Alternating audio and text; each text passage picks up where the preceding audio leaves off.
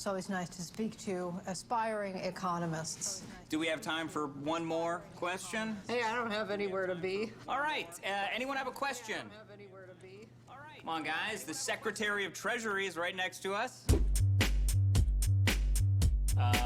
Yes, you, young man. Two silicon boys were talking outside.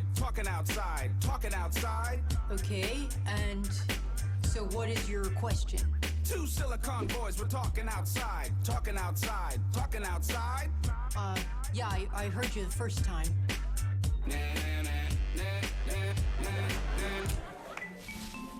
Now what the hell's an NFT? Apparently cryptocurrency. Everyone's making so much money.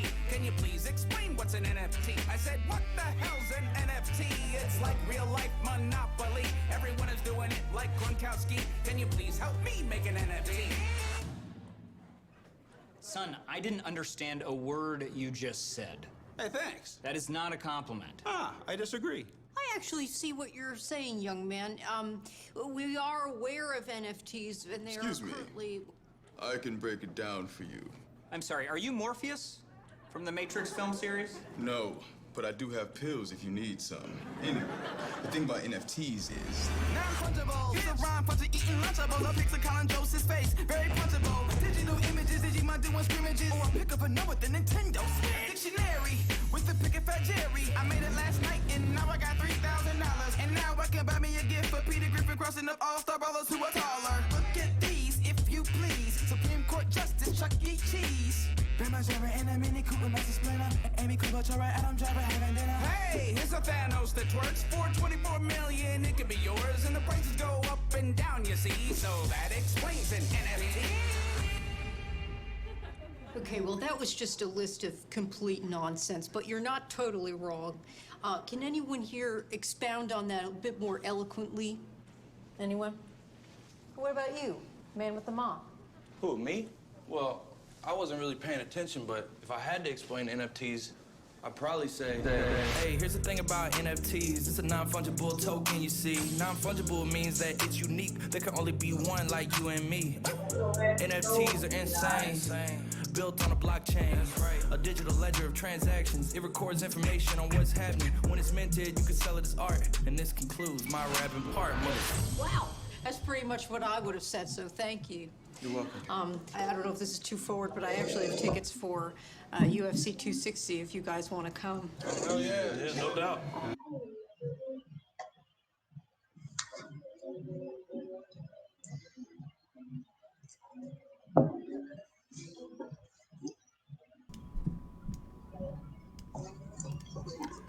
What is up, everyone? Welcome to another episode of The Arena. Crazy times we live in, crazy times, but glad to see you all here again. I appreciate everyone joining us. Today we have something special for you. We're going to be doing an updated tier list for you all live. And yeah, I'm pretty excited about this. Indies, what else do we have in store for today? That is a good question. I don't actually know what else we've got in store for today, so. Are you sure? Are you sure? Springing a surprise on me. Yeah, we got a little surprise at the end. But to answer the question in chat quickly, I am from the 1950s and I have a time travel machine. So yeah, again, I don't know why my room is black and white. The background's grey. I have not done this intentionally. Just in the 1950s. I think you've done it intentionally, personally. But yeah, guys, we got a Axie Infinity tier list for you guys. We wanted to do one live on stream for you. I think it's going to be a fun little event. We'll try and keep it as reasonable as possible within the time limits. So we want to be a little bit less, this episode be a little less short than last time. I think last time we ran about 2.5 hours of just Axie battle talk, and so this time we're really just going to stick to the tier list, I think. But first, what we want to do is just give you a quick update. We started a new season this last week, so just wanted to give you a quick update on how the season was going, and just just our initial thoughts on just the season. So Indies, I'll let you start. What have you noticed this first week of the season? Anything that we haven't really predicted, or anything that caught you by surprise? So far, to be honest, Tri-Spike's reptiles have increased in popularity even quicker than we had anticipated. I thought, it might be to the end of the season where we start seeing more, but it feels like almost every other game I've got now is against the Tri-Spike's reptile of some capacity, whether it's with a backline Terminator reptile or I've seen others just run it with a beast as well, which we sort of mentioned was something that was popular before. And then, of course, you've got Elijah, myself, and then a player called Happy Size, which run bugs at the back as well. And I know you've been testing that, just haven't quite either got your team down or had enough time to push all the way up yet. But yeah, pretty much that. And then the usual double aqua and bird high damage builds, a couple of double aquas sprinkled in there, along with a lot of post-fight bird beast. And something that I did see, which I checked earlier, which was quite crazy to me, was that the post-fight had a 7.4% use rate in the top 100 for what was the rarest move in the game. What probably isn't as rare now, still one of the rarer moves. To have that high of a use rate is pretty insane. Yeah, and that's one of the moves that we were talking about, but we really were talking more of it as far as like from a balancing perspective. We did kind of predict the Tri-Spikes might make a comeback or might make a showing here this season. So I'm not too surprised to see that it's doing so well. It's something maybe we can talk about later when as we're doing the tier list. But also, I've been seeing those pesky discard bugs a lot as well on the top. It's something I predicted as more of them have just been created, and they're really just a annoying build to go against in the arena. And if you don't know how to deal with it properly, or if you get behind in the game, they're super annoying to face, going into the late mid to late game, if that makes sense. But yeah, it's a great move just to help with the control. I mean, it's one of those ones that limits it limits the variance. Like if you get hit by a random crit, or maybe the card draw is especially poor in your favor, if you can get that control down in the late game, you'll put yourself in a very good position to see out a game. Yeah, totally agree. Is there anything else that we've seen this first week? I mean, I think one thing I've noticed is with the amount of scholarship accounts, with the amount of people who have been breeding for scholars, I mean, in the kind of the lower ranks, before you get to the top 100, it's almost like you have to get through all of these ramp bird, teams.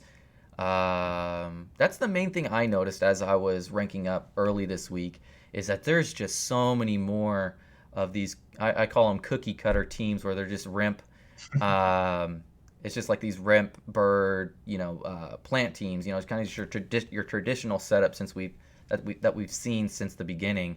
Have you noticed the same as you're ranking up? On the first day of the season, I pretty much just played my Origins, one that I've coined Shithead, which is just some random Unco Origin that I picked up. So I was pretty much up quite high from the start. But yeah, then I was playing, I sort of dropped off because first day of the season, there's a lot of players that are like top 250, top 500 sort of caliber up the leaderboard. So the games were, a lot easier than they could have been.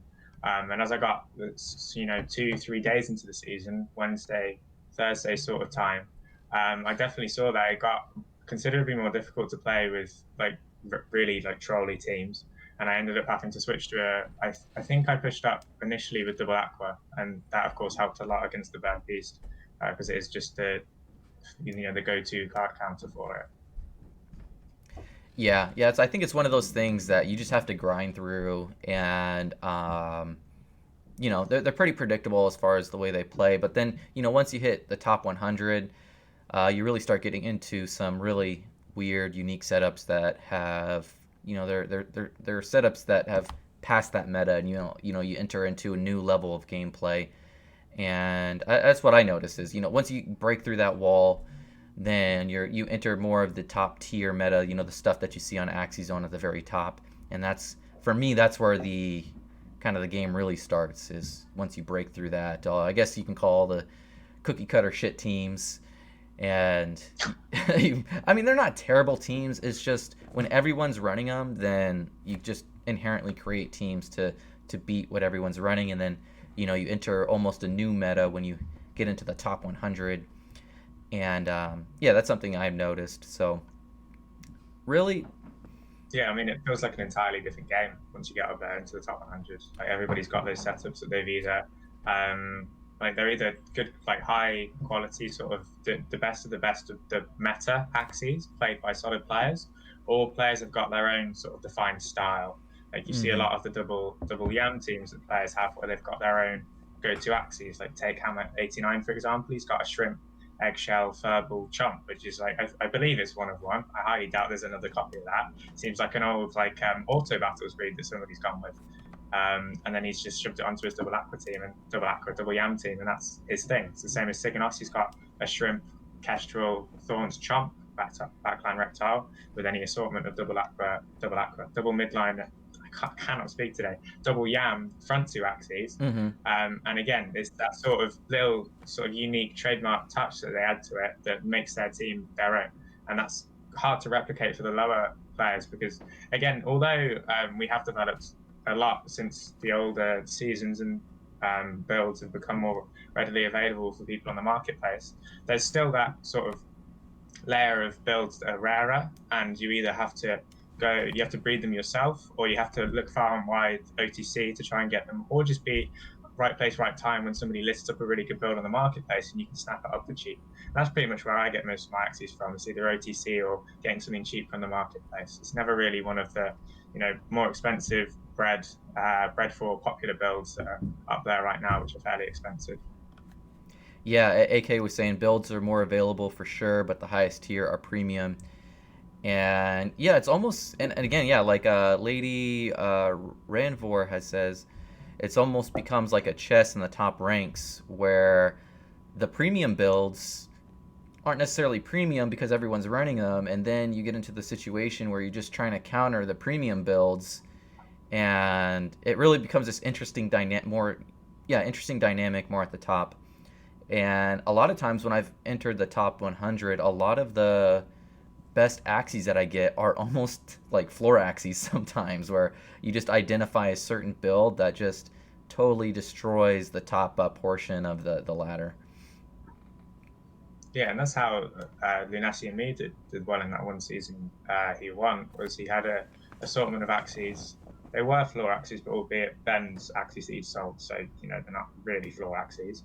But they weren't popular at the time. He built a team that did really well against the meta, which at that point was double aqua, hard countered that setup, and did well enough against the other sort of popular teams around.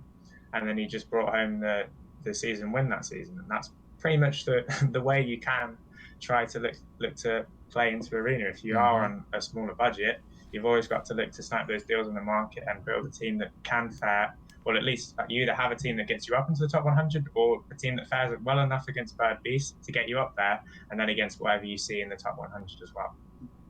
Yeah, totally agree.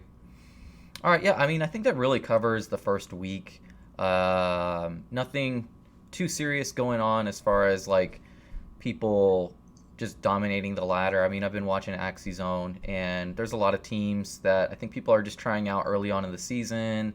Also, you're seeing people go to their go-to teams as well.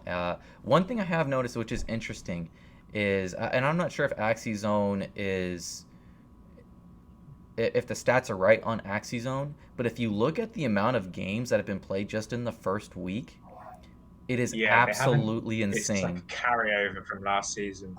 Okay, is it? I would really, really hope that I haven't played just broken 1,000 games now over the last week. Yeah, so that can't be it. Yeah, they haven't carried over, but there's people who still clocked up. Like I know Dunapot, who you can see here, or young guy up, but he's got 3.7k games played over the past what would be now 7 weeks. There was the 2 off-season weeks last season and this week, and yeah, I know that it's significant. Probably a good couple of 100 games were played this week, and yeah, like there are people up there that grind a lot, and I know myself in the early season I play a lot more than I do in the late season because it's more of a, like, it's the best time to test out teams pretty much, because as you get into the later season, queue times take longer, you have more of a defined top 20, top 50, and it becomes harder to test things out.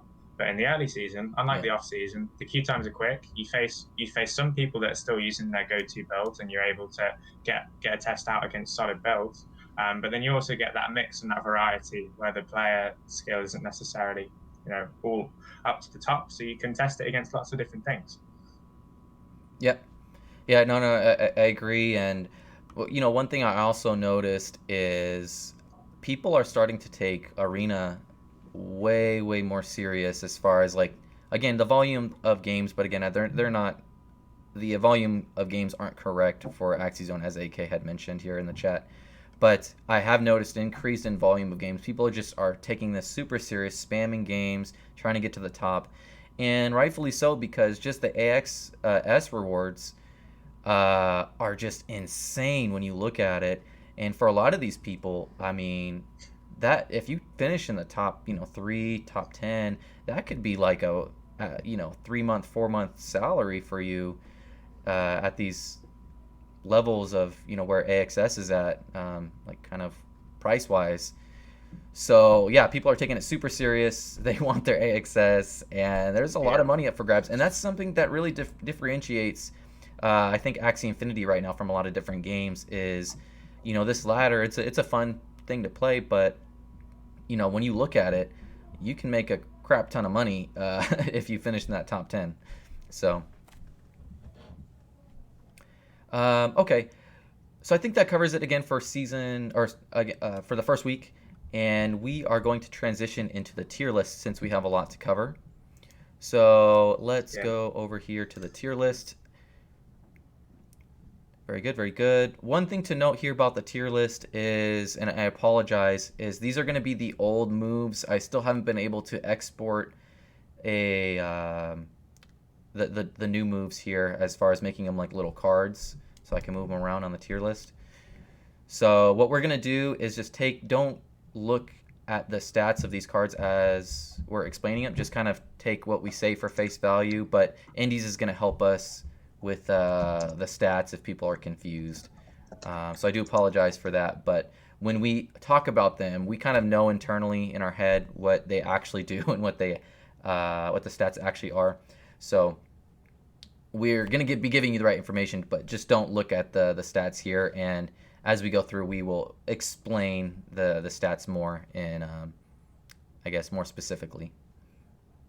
Yep.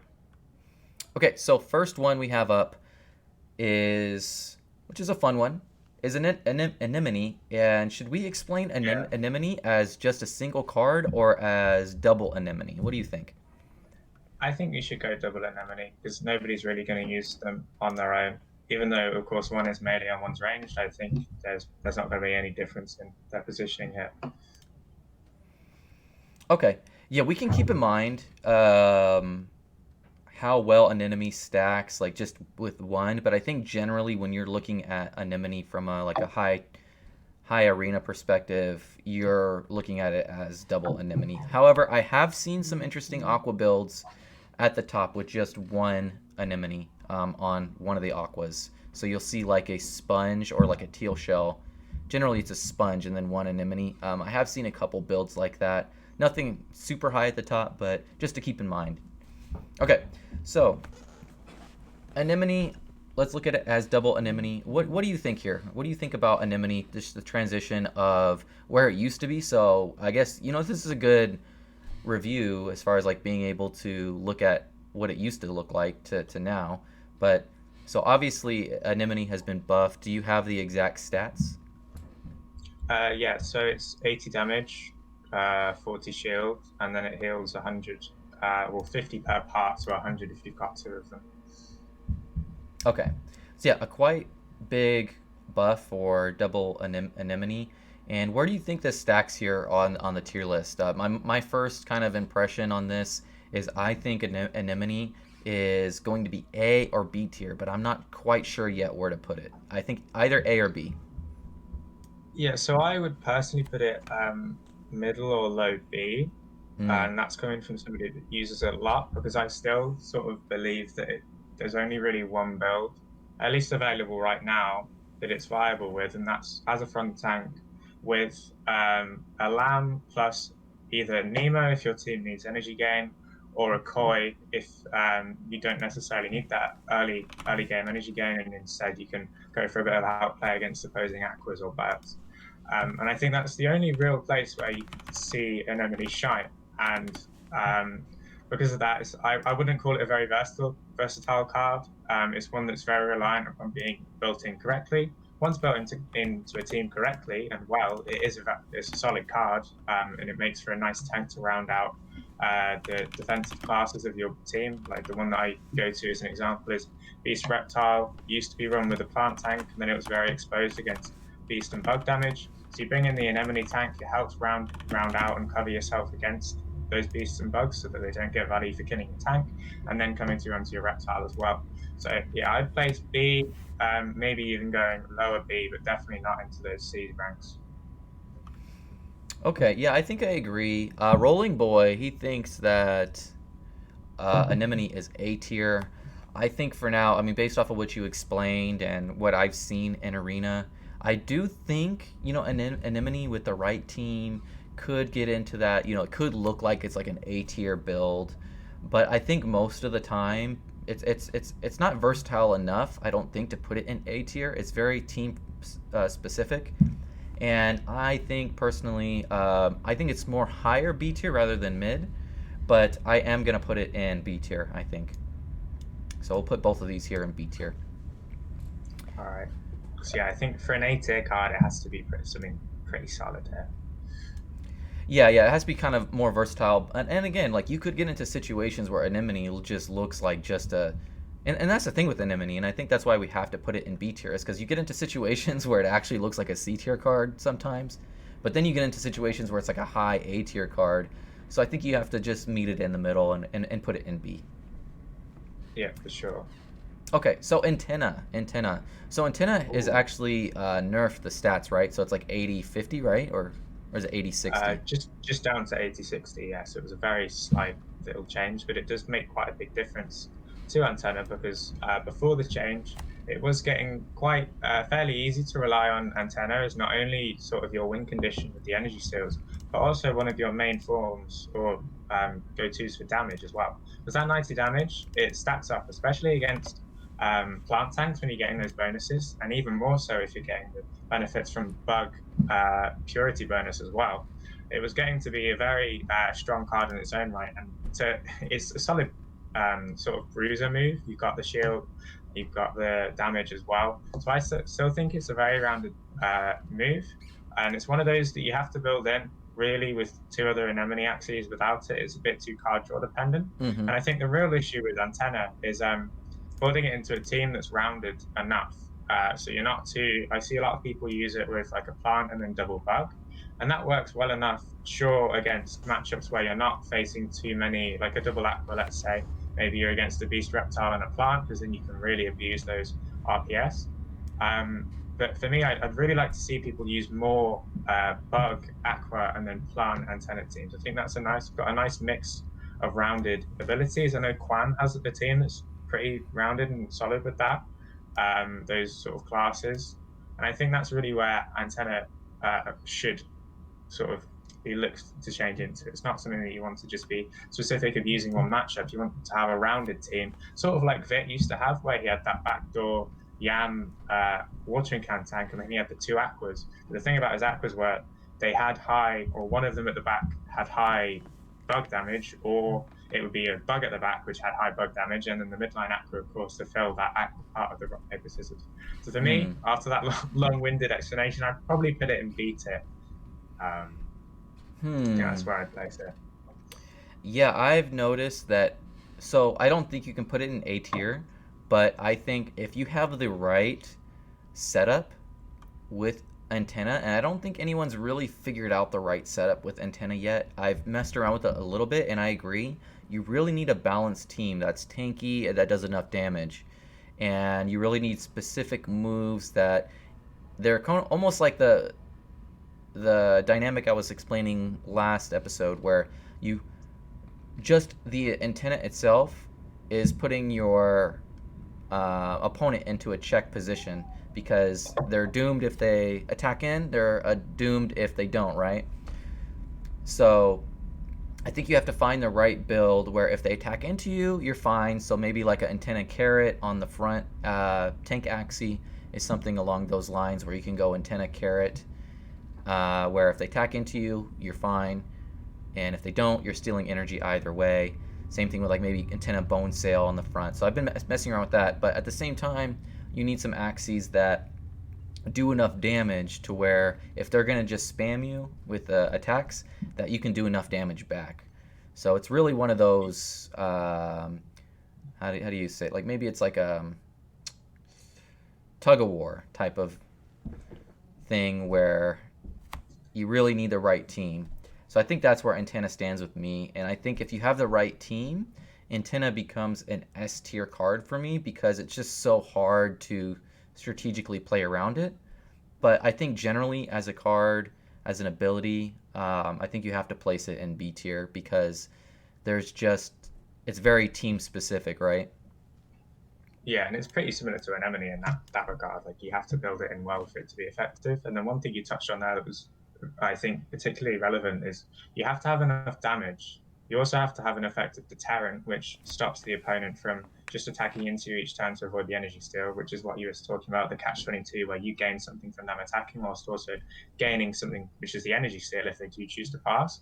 And then also one thing that people seem to lack is like a zero-cost energy gain move, or as you said, a carrot, something like that, that allows them to continue not only playing antennas, but also deal damage and hopefully more damage than the opponent can just by spamming cards each turn. And another way people look to sort of counteract that is cute bunnies to put the opponent into fear traps, where in order to avoid being stolen from, they have to play cards into a fear and essentially get no value from that. I think there's lots of different ways it could be done. But again, as you said, it's one of those tricky cards that nobody's really, like, I couldn't say there's one antenna team that has done it. Like, it's understood how to approach it, got everything right about it. I think we're not quite there yet. Yeah, no, I agree. And I think once someone figures out the right composition and they're also the right player, I think you could see an antenna team there really at the top, top 5. I think it has top 5 potential as far as like if you get the team right. So we'll see where antenna goes going forward. I really hope someone figures it out. I've been trying to, but again, it takes a lot of time and I guess investment as far as like doing the builds and stuff like that, breeding. Okay, so next one we got chemical warfare, also known as Ant. Do we even have to talk about this? No, man, come on. This is F tier. It's been F tier since the beginning. My only comment on this is I really wish they would do a redesign for chemical warfare. And I expect we'll get it in V2 at this point. But yeah, that's really my only comment here on Ant. Yeah, and just to highlight why it's so bad is it's in order to be effective, you have to be on a faster axis. The other axes in your team are able to benefit from the backdoor. Ant being on a bug is one of the 2 slowest cards in the parts or axis classes in the game, and it also is one of the only 2 parts, I believe, that doesn't give any speed as well for having that part. So it's really useless in that regard, and then it's also card draw dependent. Very tricky to get down. Like Unco's the better equivalent of it, but even Unco's an F tier card as well. So it hasn't got anything going its way. Yeah, I mean, there's people asking how could you change it? And I mean, I agree with some of the comments. I would make it apply for also next round. I agree with Babe there. What do you think?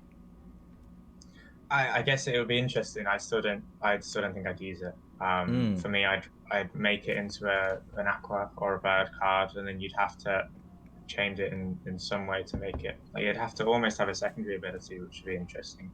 Like a double talk, that sort of thing. Where at face value, its base stats are fairly underwhelming, but its ability can be cool. It just needs a little extra bump here and there, so it gets to that point where it can be used.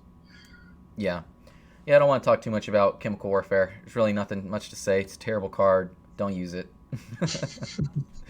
All right, next up we got Arco. Arco's made a bit of a resurgence. Is this the right stats on Arco now, or? Yeah, it's just the ability is wrong. So the ability for Arco, I think it actually shows up as wrong on the cards. On the cards it says gain speed plus when the opponent attacks into you. But how Arco works actually is once you play it, you get 20% speed bonus for that and the following round. So it's a very nice move for beasts where they suffer a lot against those faster aquas and birds. And if you've got a fast enough beast, or even if you just want to go ahead of another beast or another reptile, you can use Arco timed in the correct round to dictate how you're going to match up in the order of the following round. And I think that's a really strong ability. It's also got solid base stats with the 150. And it's another one that I'd say is probably less explored, or mainly because it was a rare move, and also because the builds that I would personally use it on either. I think he's got a lot of potential to be a solid backliner move. It also has lots of value on midline moves. AK's in the chat here. Probably one of his pet favorite cards. He uses a double steal and then risky beast aqua, and then also on a beast as well. And what he uses the steals when he's slower, so he can steal back from opponent's beasts and things like that gain or steal energy. And then he'll use the speed up to make sure he can get the final damage off in the mid game and just be a nuisance essentially with it. Yeah, I agree. We're in this type of meta where if you can manipulate speed, especially on a beast, it's super powerful. The only issue that I've had with this card is as a finisher, a lot of times I wish I would just have dual strike for the extra damage, and that's really the only issue I've had is like sometimes it just doesn't get there on the damage front. And unless you do a double Arco combo, you have to be really mindful of when you use this, because if you get into a 1v1, a lot of times you need the double Arco, like say against a bird or an aqua, and sometimes it doesn't even matter because the aqua has like a goldfish or a koi anyways, and you can't outspeed with a double Arco, anyways. So I think for me, it's high B tier, but I don't think for me it's A tier. That's exactly what I was going to say. And before anybody says, we're not just going to put every single card in B tier. There will be differences. Yeah. But this is one where I put it on definitely higher B. High. In order to put it in A, we'd have to see more builds that are viable with it and also consistent with it. AK is the only person that I know that's got it down where he actually can make a case for using Arco over any other beast form. Yeah, and we'll obviously revisit these tier lists at some point. I don't know when V2 is going to be out, but say next season or a season after that, if we still don't have V2. I mean, I hope not, but we can revisit these. And a lot of times, our perception on these change as metas move forward. And AK made a very, very good case, or a very good argument of saying Arco is actually a very good mid game move, and I look at it more as an end game move to manipulate speed towards the end game. So I think for now, though, based off of my personal experience and based off of what I've seen, I have to put Arco high B tier, but AK is like, no, it's A, but AK's leaving the podcast now. Yeah. He's not listening to any more episodes. He's like, this is trash. This tier list is trash. I love how people do that. It's like once I'm not saying AK's doing this, by the way, but a lot of times people feel very passionate about a move, and if you don't put it in the spot they want to, they're like, oh, this tier list is trash now. But oh, don't you worry, I've got a couple of them up my sleeve as we get on. Yeah. Okay, we can move on to the next one. Axikiss, also known as Deathmark. I think this is what 90-30 now. Is that right? Sad, yeah, very sad. 90-30. It was changed. I didn't really agree with the change. We don't have to go into that too much, but as far as where I place it on the tier list, I think it's a good card, but I don't even think I place it in B tier anymore. A lot of times it just doesn't even get there on the damage, and a lot of times people know how to play around it. I think for me, this card's a C tier card now, maybe even low C tier, mid to low C tier card. What do you think? That's where I'd put it. The thing with Axikiss now is before it was indirectly nerfed by the impact on purity changes. Because before Axikiss with the 100 damage, even if you weren't necessarily benefiting from the ability, and sometimes you have to use it for the damage, it still did a solid enough amount of damage onto an opponent's tank, which is generally where you could use it. But now, in order to get value where it's above sort of using any other mouth, whether that be a confident or a Goda is sort of the main two I'd go for. It's not really like you have to get a game-changing sort of spot with it, which, as you said, players have learned to play around it more as we've got on. Doesn't mean to say you won't get triggers with it. I use it on one team and I still do get triggers with it, but I definitely would opt for like right now, Rice Axikiss is like the go-to. I'd say Goda Hair is a lot better than that build for me.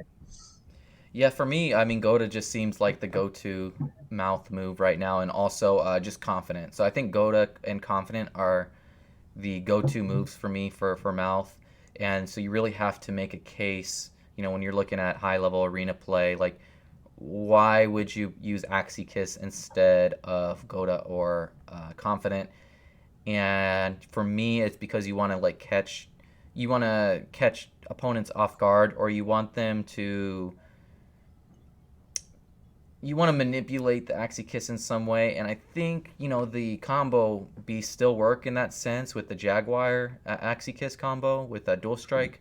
But again, it's just so specific, and a lot of times it doesn't work out. It's almost like a meme build now because it just doesn't do enough damage. And Yeah. it's just really hard to make an argument to play Axie Kiss now over Goda or Confident, in my opinion. Exactly, I agree with that. So yeah, I'm gonna put it in C tier for now, and it may even go further down into C tier, but I think it's enough to stay into C tier. All right, so we got Balloon, and Balloon I think is 40-0, right? Not 60. Yeah, 40-0 now. Ability to remain the same. Yeah, so I'll let you go first on this one. What do you think about Balloon? So I really like Balloon as a card on its own. I've got one Axie with Balloon that I rarely use. It's more of a tournament Axie that I swap in against certain builds. But I really like it. It's got a versatile ability. The one thing I would say though about Balloon is its viability or strength in the meta is heavily dependent on where last one is and where last one is in comparison to other bird tails. So for me right now, I would put Balloon in C tier, just because last one is so weak in comparison to its counterparts like Swallow, which essentially does 130 damage with its bonus included, versus 140 from last one with 10 less shield and also a -2 debuff, which is fairly significant. And then also post-fight, of course, which is the main one, 140 damage, 0 energy. It's just better. So it's just a better card at the moment compared to last one. You need to have more of a reason to use last one, and then of course with more of a reason to use last one, there's more of a reason to use Balloon. So for me, I'd put it in C tier. If, let's say, last one is to be buffed, post-fight reworked so it does less damage, and then a couple of other bird tails, moved around a bit so that last one does prevail to be, stronger and there's more of a reason to use it, I think we could see Balloon easily bumped up into A tier for me. Wow, okay. Yeah, for me, Balloon is just low to mid C tier. I think it's very specific. You have to have it on a higher speed Axie. However, I've seen a beast at the top. Slim, the real Slim. Yeah. Hair, dual blade, double nut. Balloon, I believe. I think that Axie is actually my Axie, like a long time ago. But wait, actually, no, it is. It definitely is. Or you had one with double nut because I did. You played it against me in that tournament. The first time we matched in the tournament, that first best of 5 we had ages ago. Yeah. Like season 7 was that. Yeah, I remember that one. Hated it. Yeah, and it's really interesting to use because it can become annoying in a lot of scenarios. But again, sometimes with the fear being applied to you really limits the way you can use Balloon, and sometimes it becomes a dead card in your hand. So I think for those reasons, that's why I have to put it in C. Also, it doesn't do that much damage. It is a zero-cost move. But if you can get value off of the fear, then it becomes really good. So I think if you have a pure bird with it, and the bird is like a lower ID, or even like a pure aqua with just this one balloon on it, I think it can become very, very useful. But I think its versatility is just not that good, and in a lot of cases it becomes a dead card. So I think that's why I have to put it into C tier. I will put it above the Axie Kiss though. All right, sounds good. All right, so we got Bamboo Shoot next. This is a card that I don't think has been explored enough as far as like building teams almost around it, or also just using it based off of the shield value it gives you. What do you think? There's one specific build where I think Bamboo's makes for the best tank for Bird Beast. I think with Watering Can, Bamboo's a very strong move, because with Watering Can generally, we touched on it last week, you want to have another higher shield part which can make up for that slight lack of shield on the Watering Can versus a pumpkin. So for me, a Watering Can, Bamboo, Cattail and a Serious build is the perfect build for a Bird Beast team with post fight that hasn't got as much reliance on needing energy gain and really just wants the tank to help negate the matchup disadvantage against double aqua, get some card draw with the Cattail, and then just have solid all-rounded base stats. And so for me, I'd probably put Bamboo in low B tier because it has just got solid base stats. It's always a good option. It's just without being used with watering can, I don't think you can make a case for it being the best possible option on many builds. And I don't think the ability is strong enough to build a team around it or build it into a team for the ability. I think it's purely just off the base stats as a tank option. So you think C tier? I'd go low B. Low B. Okay. I agree. I think Bamboo, it's a little underrated. However, a lot of times I don't see running Bamboo over Beach or Cactus. So I do agree. Based off of your other options, I think Bamboo, I mean, it's a decent option. Don't get me wrong. If you have it, it works. But I just think there are slightly better options. And for those reasons, I'm going to put it low B. And I actually think it goes lower than these other moves we had explained here. And that actually leads us into Beach. What do you think about Beach? Beach has been one of the go-to moves for a really, really long time. And I just think it's just a solid tank card. Yeah, I would have to. I'd probably put Beach in high B. It's the same sort of thing with Bamboo in that there aren't many builds where I choose to go with Beach because it's sort of got that middle ground between a Bamboo where it's got the high shield and the Cactus. Really, it's got solid damage, but it's not quite as consistent with its damage as Cactus. Assuming you're at the last Axie Cactus, you're more reliably getting the trigger in the early game, which is where, like on teams that you need that extra bit of damage, Cactus is always the go-to.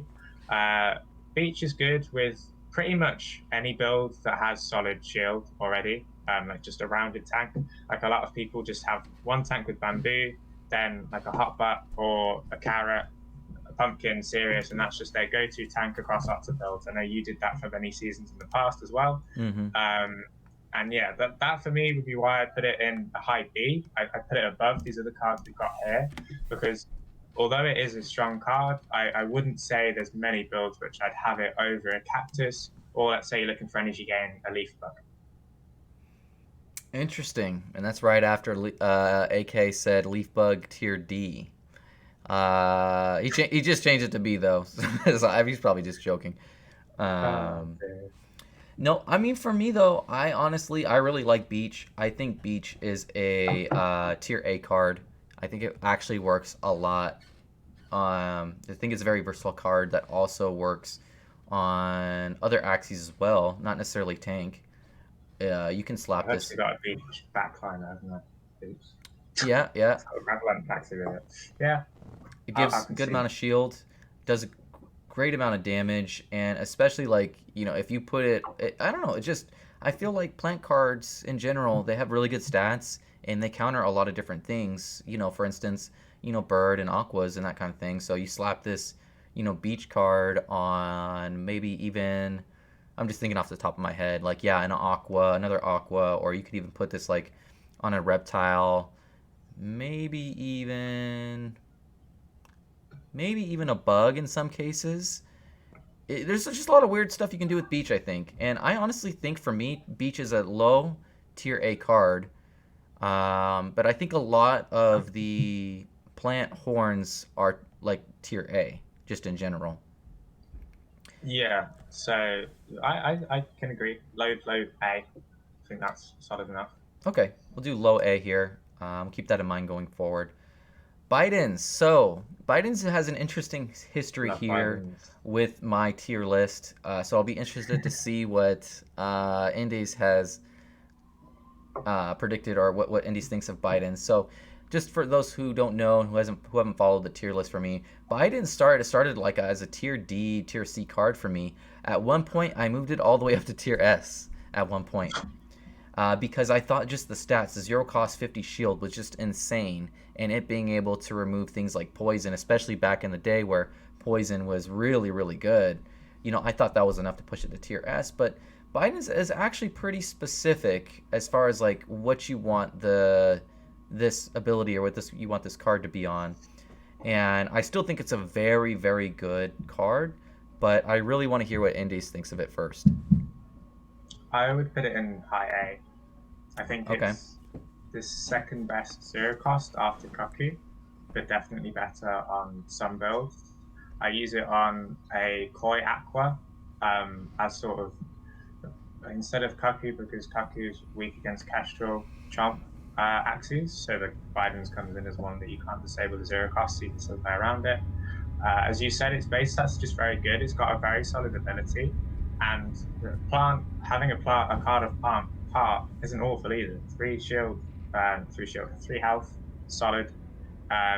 Probably prefer it to be on a reptile for that extra speed, but still, 3 shield, 3 health's good. You can use it on, as you said, a variety of builds. It's just a really solid zero cost. Like you can have it on. I would say it's much better than Thorns that people use on reptiles, unless of course you're getting the trigger through the hopper, let's say. So yeah, I think high A tier for me, if not low S. Yeah, no, I actually agree. There's a lot of stuff you can do with Biden's. It fits into a lot of different builds. One thing I was testing for a while was, which before the nerf to Axikiss, was Biden's Little Branch on a Beast.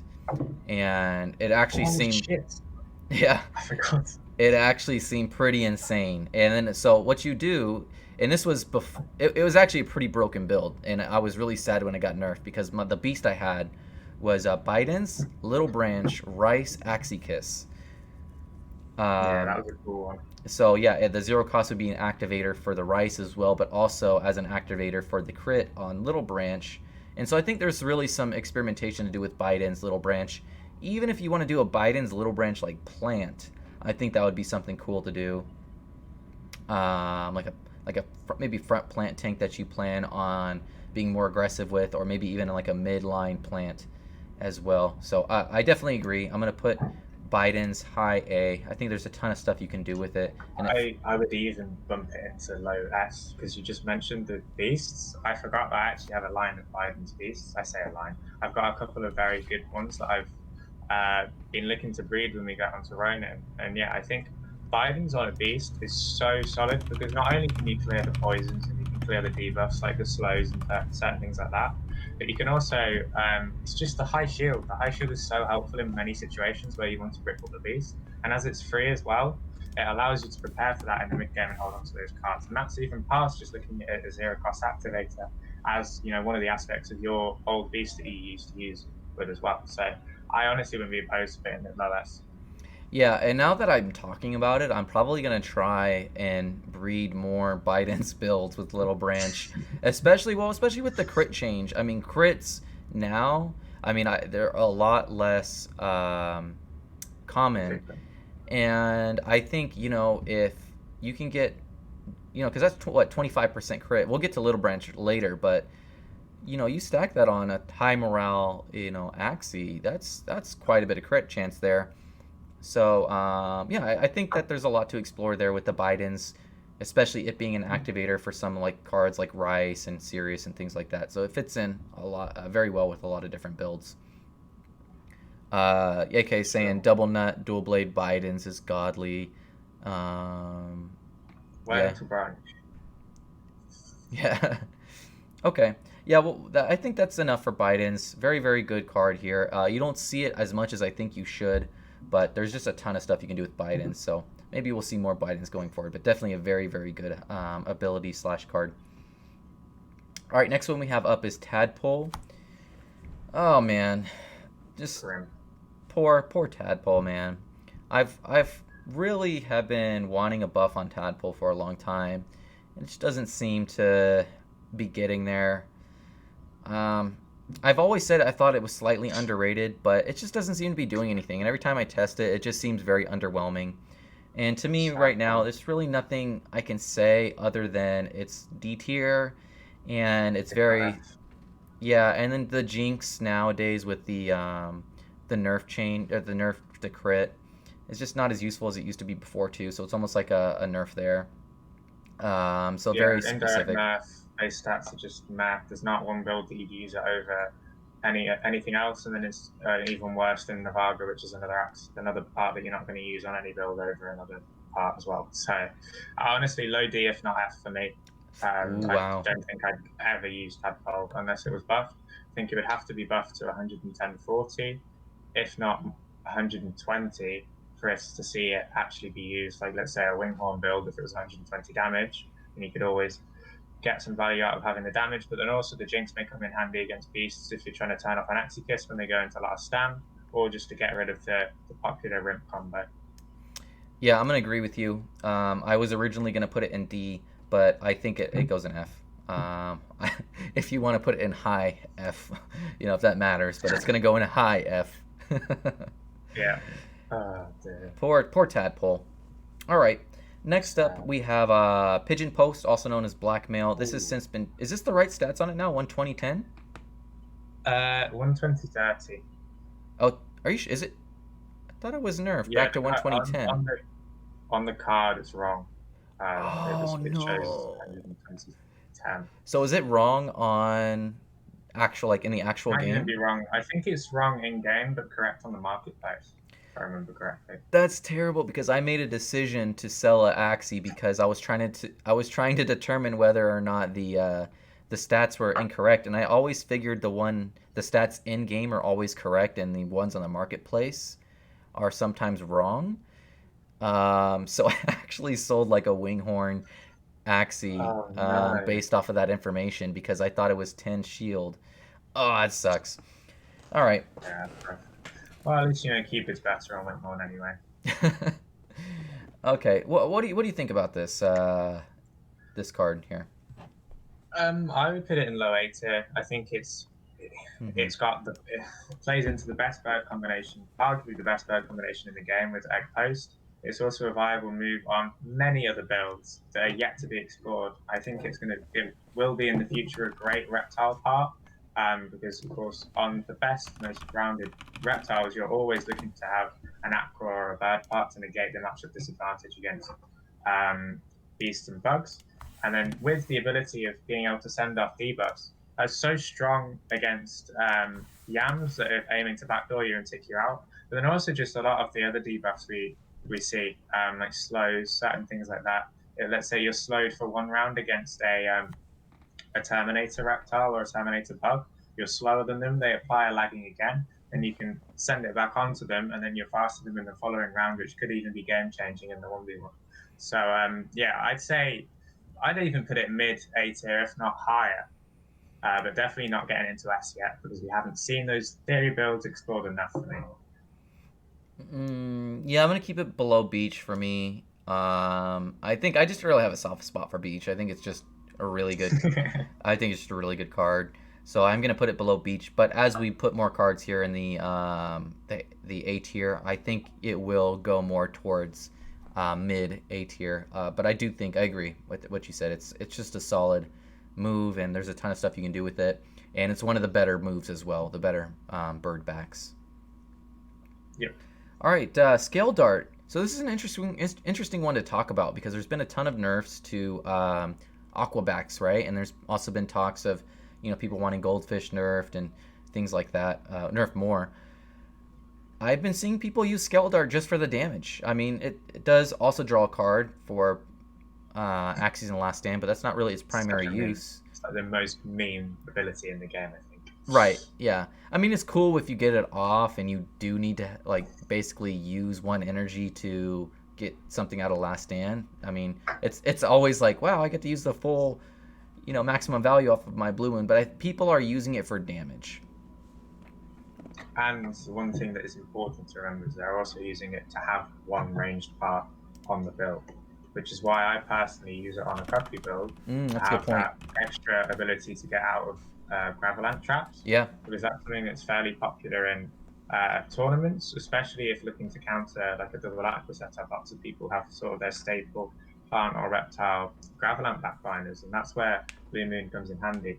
And yeah, as you importantly touched on, Blue Moon was indirectly buffed by changes to Goldfish especially.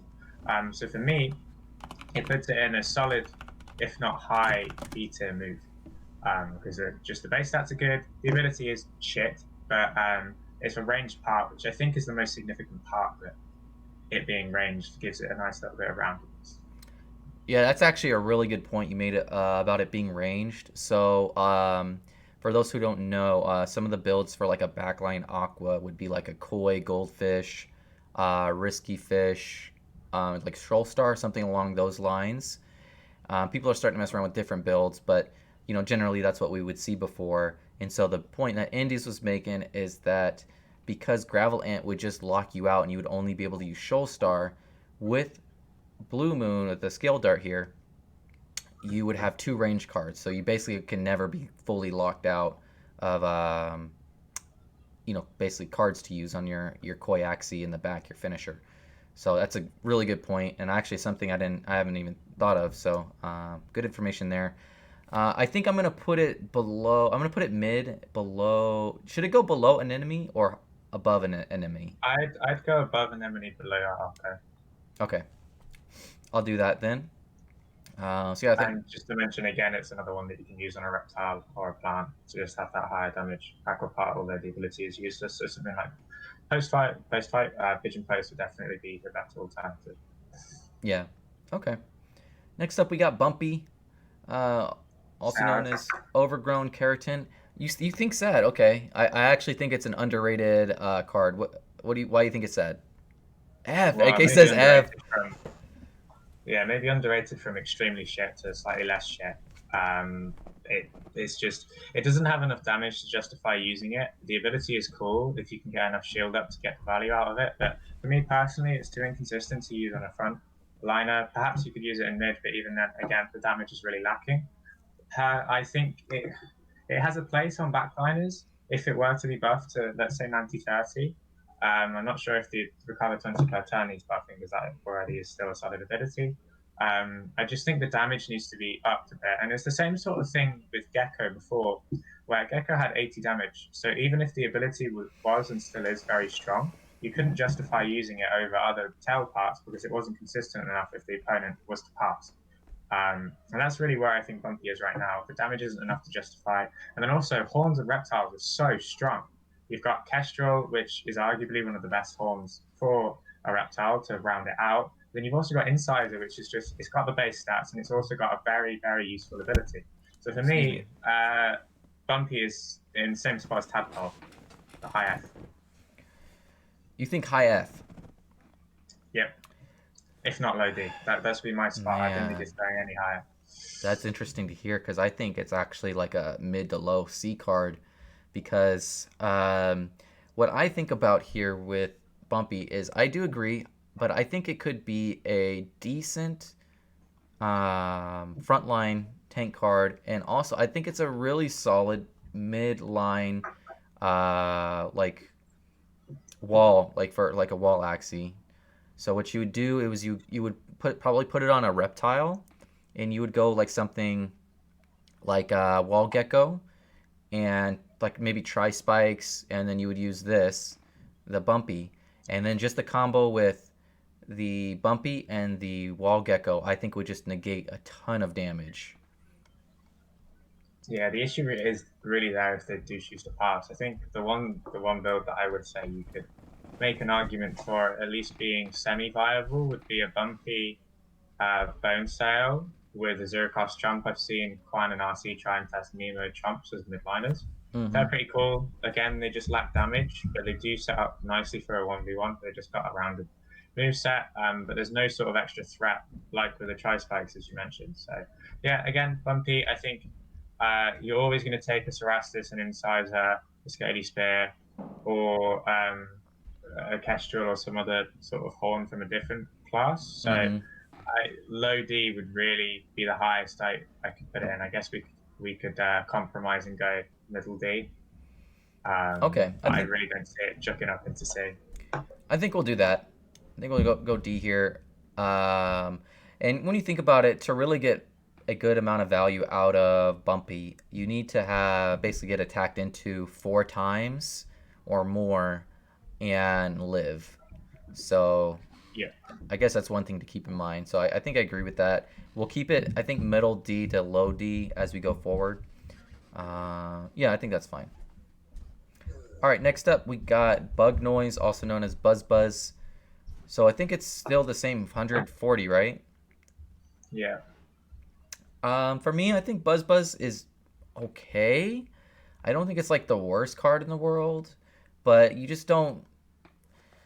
I mean, I've seen it used and it's been, like I said, decent. For me, it's just a solid C tier card, like mid C tier card, but it's not something that I would ever really build around. Yeah, that's where I'd put it. I've got a soft spot for it. If it were buffed, I'd love to use it more. There's one build that I'd use it with, a very specific build, but it's not exactly for the ability, it's just for the base stats. Mm-hmm. I think it's got a solid ability, like attack minus is definitely overlooked. Peacemaker is one of those moves within that sort of category that is just so insanely strong, just from looking purely at a base stat perspective. So yeah, I'd just chuck it in C. I think it really needs to be either 110-40 or 120-30 for it to be bumped up and used across more builds. For now, it's probably just strictly a bug backliner move because bugs don't really go anywhere else. So maybe there is a trigger for Thorny or just to round out a bit of damage on, let's say, a prevalent build as well. Yeah, yeah, that makes sense. I think we'll keep it C, mid C here. I don't think it goes any lower than that though. Yeah, I would really like to see maybe a buff to Buzz Buzz. Also, we've talked about buffing just bug cards in general, maybe bugs in general, just because it's really hard to get bugs that have like solid move sets that you can actually use, and there's just some really specific move sets that you need to be able to even play a bug at this point. So yeah, we'll see as we go forward. Next up we have Cactus, also known as Prickly Trap. I think, is this the right stats on it? 110-20? Yeah. Okay, great. So 110-20. Not too much to say for me about Cactus unless you have something like really good to say about it. For me, it's just high tier A card. High A. I'd slot it either high A or low S, and I'm split between does it go above vibes or not. But I think it probably goes above because it's the best. Just so powerful. In its like spot. Yeah, like it's the best plant horn. For its like role, of course, there are other Leaf Bow performs better in certain builds, same as Bamboo or Beach may perform better in certain builds. But Cactus is also a viable backline card. You can see by my patented Sushi Chef build. It's got the Cactus there as its main form of damage. And yeah, I think wouldn't put it into S because it's not like overwhelmingly strong. It's just the best part in its the best move within its part, and it's not really like significantly above the rest of them. So yeah, I think that's a solid placing for it. Yeah, yeah, I agree with all of that. It's just not versatile enough to put it into S, but it's so powerful. And as the chat had mentioned, just Cactus crits nowadays are just insane. You get Cactus crit, first, second round, and you're out of there. Yeah, caught one earlier today. Not fun. All right, next up we got Carrot. What do you think of Carrot? There's a long history with Carrot. It's been changed a lot of times. It used to be probably an S or A tier card. Now I just think it's probably like high C or low B for me. But what do you think about it? Low C, high D. Really? Okay. I hate Carrot. It's the second worst plant tail, only after Potato Leaf, and even Potato Leaf I'd use more than Carrot. With Watering Can, pretty much. Hotbutt's better in every single aspect: health, shield, damage, ability, how often you can use it and get value from it. There's also no sort of significant drawback. As Carrot, the one thing we identified a couple of seasons ago was people started using a lot more steals and stealing back from the energy gain. Then you've got moves like Hatsune, Cattail, and Yam, which are all far better in their own right and their own specific builds. I just think Hotbutt's the best overall plant tail, and Carrot is significantly worse than it and doesn't have a niche build where it benefits. So I'd honestly put it low C. If mid C is probably the highest I'd go. Okay. Yeah, we'll put it low C. We'll put it low C. I just think that the nerf was completely unnecessary. I think it was purely because they saw that it was the highest used tail, but that was just because it was the most bred and was historically the most popular, and that's why it had high use rates, and it wasn't because of its strength. Yeah, a lot of times it does seem very underwhelming. So I will put it low C. All right, next up we have Caterpillars. Where's Caterpillars going into? Sad. Low, high F. High F. Yeah, not too much to say about Caterpillars here. The only thing that I have is it's very sad because on paper Caterpillars could be a good card to use, but you just need it on a high-speed axie, in my opinion, for it to work. And even if you have it on a high-speed axie, a lot of the times the fear just doesn't even go off, and it's just, I mean, Indes and I, we both try to use it, and it's just bad. It's just bad. Wet damage. Like, if it had more damage, it'd be more consistent, because 150 base stats, which is what I've suggested since like season 7, would make it a solid horn move, because then you have the ability to manipulate stuns with the snail shell on your on a bug, because that's pretty much where primarily you'd use it. And then also it would mean that you're not as reliant on getting the value out of the ability for it to get any value at all. Right now, as you said, like, you either have to use it on a very fast axie or the slowest axie on the field and fear into the following turn. And even then, it can be a bit tricky because you have to do very little damage and then initiate the fear onto shield. So it's just a bit tricky for me. I think a damage buff would move it up into like a C, maybe low P card, just as like a solid bruiser horn. But aside from that, I really don't see it going any higher. Yeah, I mean, that's really the only use case that I can see is you use it on, maybe a plant who has a higher speed, or maybe even a reptile that's higher speed, and then you just try and get the fear off on a like a frontline tank. It's just bad. I mean, I've tried to use it in so many ways, and it's just not good. It's bad. All right, next up we got Catfish, also known as Swallow. And it's 70-30 now, right? I think it's 80-30. Let me double check that. Definitely damage has gone up. I can't remember. AK it's not 40 shield, is it? It's just 30. But yeah, like Catfish, it was a much needed buff. 80-30. Whether it's made it significantly better or not really. I'd probably just put it low C. Like, it's a solid card, but for its part, like for the mouth part, the mouth part is definitely probably the best for aquas. There's lots of you got the risky fish, you got the lamb, and you got the piranha, all solid in their own rights. So yeah, I'd just put it low C, maybe even high D. It's not great, really.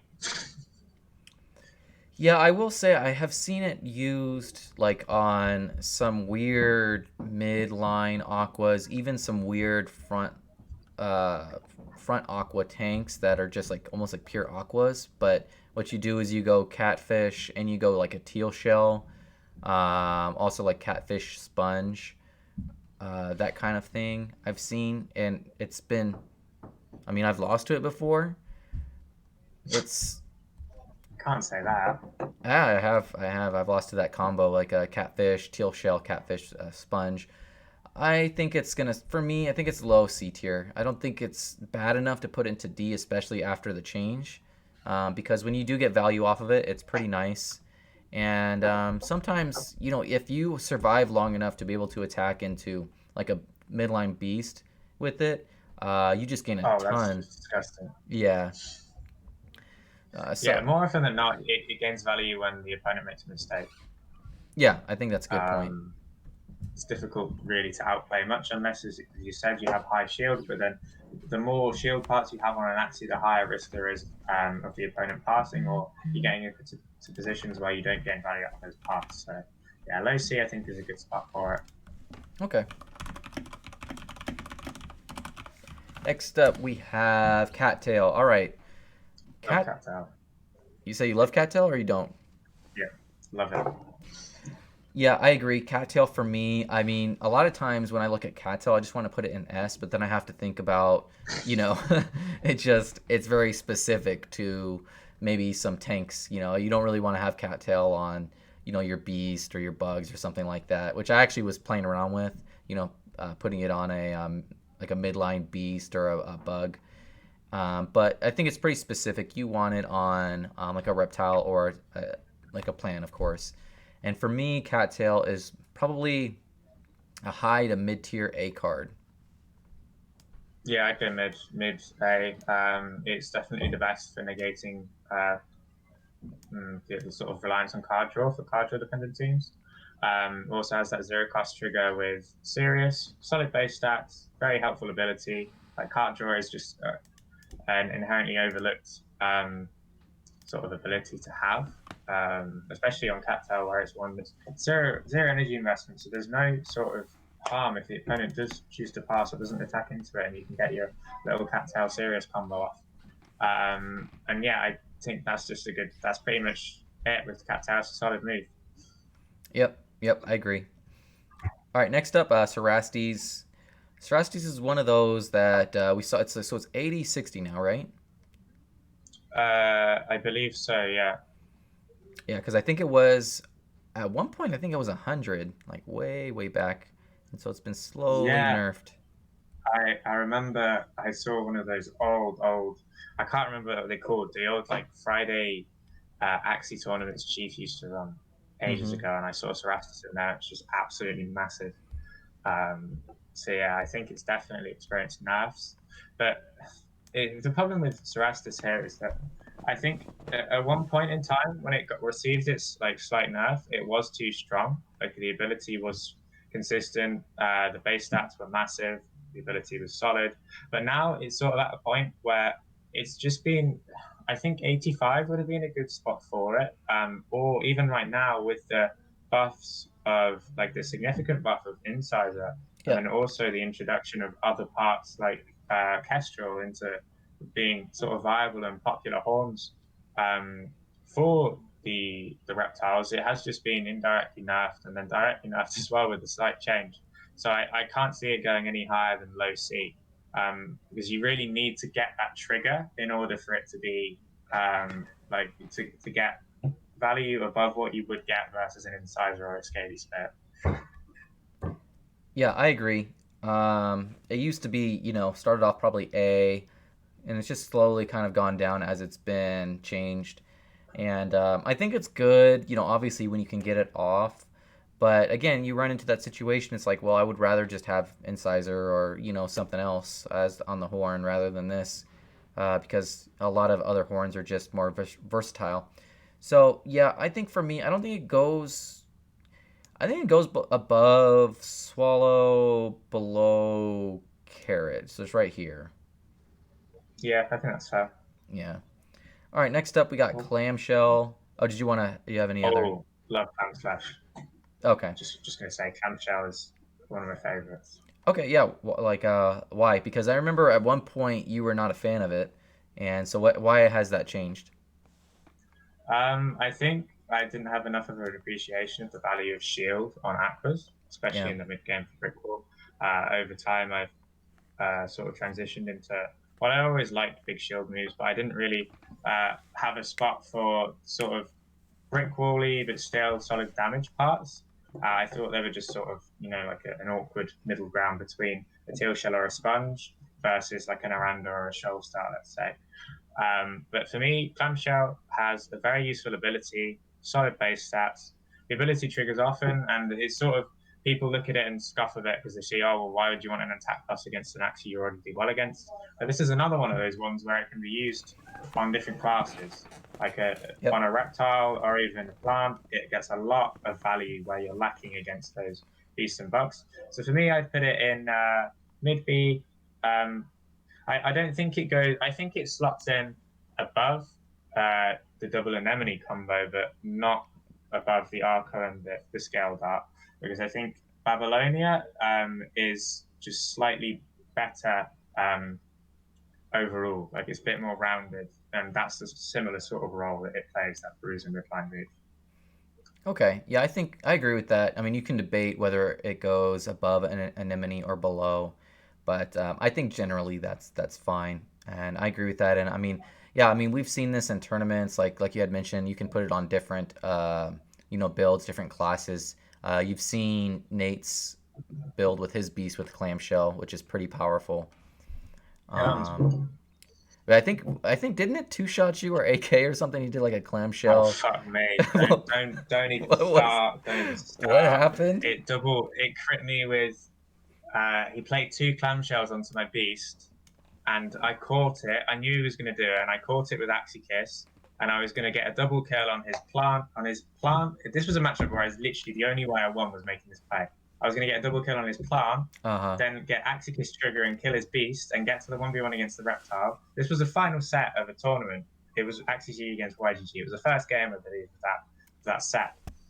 And he double crits me. Both clamshells crit, just 2 shots me, just completely out of there, over by a mile as well. So yeah, that has not made me bitter about my placement of the card. I still like clamshell, but yeah, I will forever be bitter about that. Set 5, never get over it, I don't think.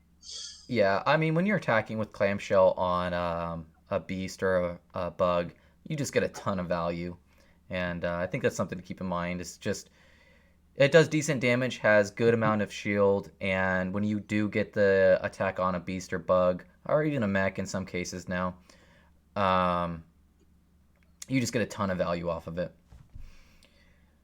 Yeah. Next up, we got Cloud. For me, this is one of the most sad ones on the list. Not sad in the sense it's the worst, but it just has so much potential here, in my opinion, and it just falls short because I just think the overall stats are just not there. Odd, yeah. I love the ability though. It's such a cool one because last stands are one of those massive things in the top level of play where you have to do that. They can swing the course of a match. If you fuck up your order and you leave the opponent with a last stand, or you have no way of clearing a last stand on, let's say, the opponent's axie, or even just any way to get rid of a last stand on your axie, you draw cards onto that dead axie, and you can be significantly weakened going into the mid to late game. So I really like that ability. You could also catch the opponents off. It's not something that you'd necessarily plan for. But yeah, as you said, I think having that much shield on a bird part doesn't make sense. Right. I also can't see much reason for it to be used across onto like a reptile, let's say, because that ability is really one that you're going to be getting most value out of in the mid game. And with reptiles, you tend to want to be holding cards into the late game so you can gain value out of both the damage and the shield. And you'd have to step out very early to get the value out of this Cloud to make it probably even more sort of risky, because if you don't pull it off, you run out of reptile cards, and then the 1v1 you're again significantly disadvantaged. So I think this is another high F tier for me. Really, I'm gonna actually put it low D tier, just because it's a very, very rare part, and we have not seen this part bred enough, I think, to make a determination to put it, and also tested enough to put it into F. Because on paper, the stats are actually pretty good. 100 damage, 50 shield. It's not bad. And the ability it does can be game changing. I mean, if you put it on a reptile, and on paper, if you put it on maybe like a beast, and you're able to bypass that last stand and get value off of it, on theory, it could work out. Like, it could be a decent card. But from what we've seen on the birds that it's been put on, and I think in some cases even aquas, I've seen like maybe 1 or 2 aquas with it. Yeah, there's one guy that used to run it. Yeah, it just falls short. So I'm going to put it very, very low D tier. But if this gets bred and it just turns out it's trash, then yeah, it's going to go into F. Yeah, I think that's fair. Next up, we got Indes and AK's favorite move, Love. Confident. Love. This is my patented move. Can I call it my patented move? I've read the most pieces of it. I think used it the most. Yeah, I mean, I think you created that Confident beast line, right? Or was that AK? No, this is one of the ones where it's actually mine, all mine. I started it from some random gamble breed, and then I've ever since tried to harness the gene set, and with the help of Bronze Beast more recently, we've actually got a consistent line with going towards purity for Risky Beast and Jaguar. Okay, yeah, we can say yeah, this is all right. This is Indy's patented move. I personally put mid S. Mid S, I think huh? it's high S, but it's mid S for me. I just think it's so rounded, especially on a beast. But the one sort of how would I say it? What's the opposite of redeeming quality? I don't know a word for that. But essentially, the one sort of factor that would drop it down for me is that it's not exactly versatile across other classes. I think there's better suited zero costs on different classes. I think this is really an exclusively beast and then to a certain extent bug part. So with that said, I could, if you want to, I could compromise to low S, but not going any lower than S for me. All right, I'll compromise with you. I think it's the very top of tier A just because I believe it's not as versatile as some of the other cards here on the list. But I think it's so strong when you do have it like on a good build like a beast or a bug. And it's also some cases I've seen it been used on like reptiles in some cases. Oh, that guy, what's his name? I forget what his name is, but the guy with Indian Star, Confident, Beach, Thorny, right? With the two Yep. Aqua and Yam. Yeah, Yep. I farmed him to win season 10. I like the playing against that Okay. guy. All right. Well, with that being said, we'll put it low S. I do think personally for me, it's I think it's the very very top of tier A, but I think especially with the change to crit, you could make a change. You could make a argument that it is tier S because crits nowadays are just so game changing. Yeah, and the one thing AK said in chat that if Cactus is an A, then Confident is A. I would say that Confident is so far better than other similar moves on Beast that you can say that it's a low S versus a Cactus where you see it up in there. Beach is very close behind it. I think there's other options for Cactus that are almost as good at it as it, but Confident's so unique on that on the Beast and so strong in that build. The only quality that takes back from it is it's not very rounded, versatile. Sorry, across different classes. Yeah, I think we can. I think we can agree on that. I think that's fine. Low tier S is fine for me. Yay. Yeah. Okay. Next up, Cottontail. So this is one that I had very very top of tier A for a long time, and then it turned out that people need stats, right? They need shield, they need damage, and a lot of times the energy gain. Energy gain is good, but it's not as good as people originally thought it was with just the free energy. So basically, Luna Absorb is just a free energy when you play it. It's no Confident. Right. That's what I will say. Like, it needs that extra little, as you said. I would personally opt like a little bit of shield. That'd be cool. It would help it out. Like you've got Nemo. Nemo, of course, benefits from being an aqua part, so it's got speed, and then it's also got that little bit of damage, which can help knocking out last stands. Of course, I would argue passive is better for that, but it also just has that little bit of damage. Like, let's say you leave the opponent on 10, then the Nemo just ticks it over the edge. Yeah. And yeah, Cottontail, you'd only ever use it on a beast, and even then, there's not one. I would never use it over a hare or a rice. People. So, what are you thinking? I'm not sure, to be honest, where to put this. No, I agree with that. I've also seen Cottontail been used on a variety of different classes, and I think for that reason, I think you can put it high tier C, because when you do get when you do get that energy snowballing, and when it does work out for you, it almost seems overpowered in the sense that you can just play a crap ton of your moves. So like if you say get one Cottontail off turn 1 to turn 2, you can start snowballing as far as just spamming moves. And I think for that reason, I'm going to put it top of tier C. But I just think in a lot of cases, it becomes a dead card, especially if you know how to play around the certain teams, and especially nowadays people are playing around the amount of cards that are in people's hand, and I think a lot of times it just becomes a dead card in your hand. Yeah, for sure. I'd probably slot it. Definitely not above balloon, but I'm not sure, like Axikiss, whether it goes above or below Axikiss. But Yeah, yeah, definitely that sort of range, mid to high C. yeah. The general strategy I've seen with this card is you use it to just buff your energy turn 1, turn 2, and then you just like dump all of your cards in one turn. And a lot of Yeah, times, and even then, it's like not even arguably great because then you have fewer cards going into the mid to late game, which can often cost you unless you have a direct way of drawing cards back, like a cat tail. yeah, you're really just trying to Um, catch people off guard with the amount of cards you can probably use turn 2, turn 3. And people basically, when they use this, they want to just get really ahead on tempo going into turn 2 and turn 3 to the point where, you can't really come back from it. But again, if you know how to play around the energy gain, if you can calculate shield right and damage, especially after the crit change, I think you should be fine. yeah. Okay, Croc. Croc's an interesting one. I think it's an Sad. underrated card. You think it's bad? I just think it's sad.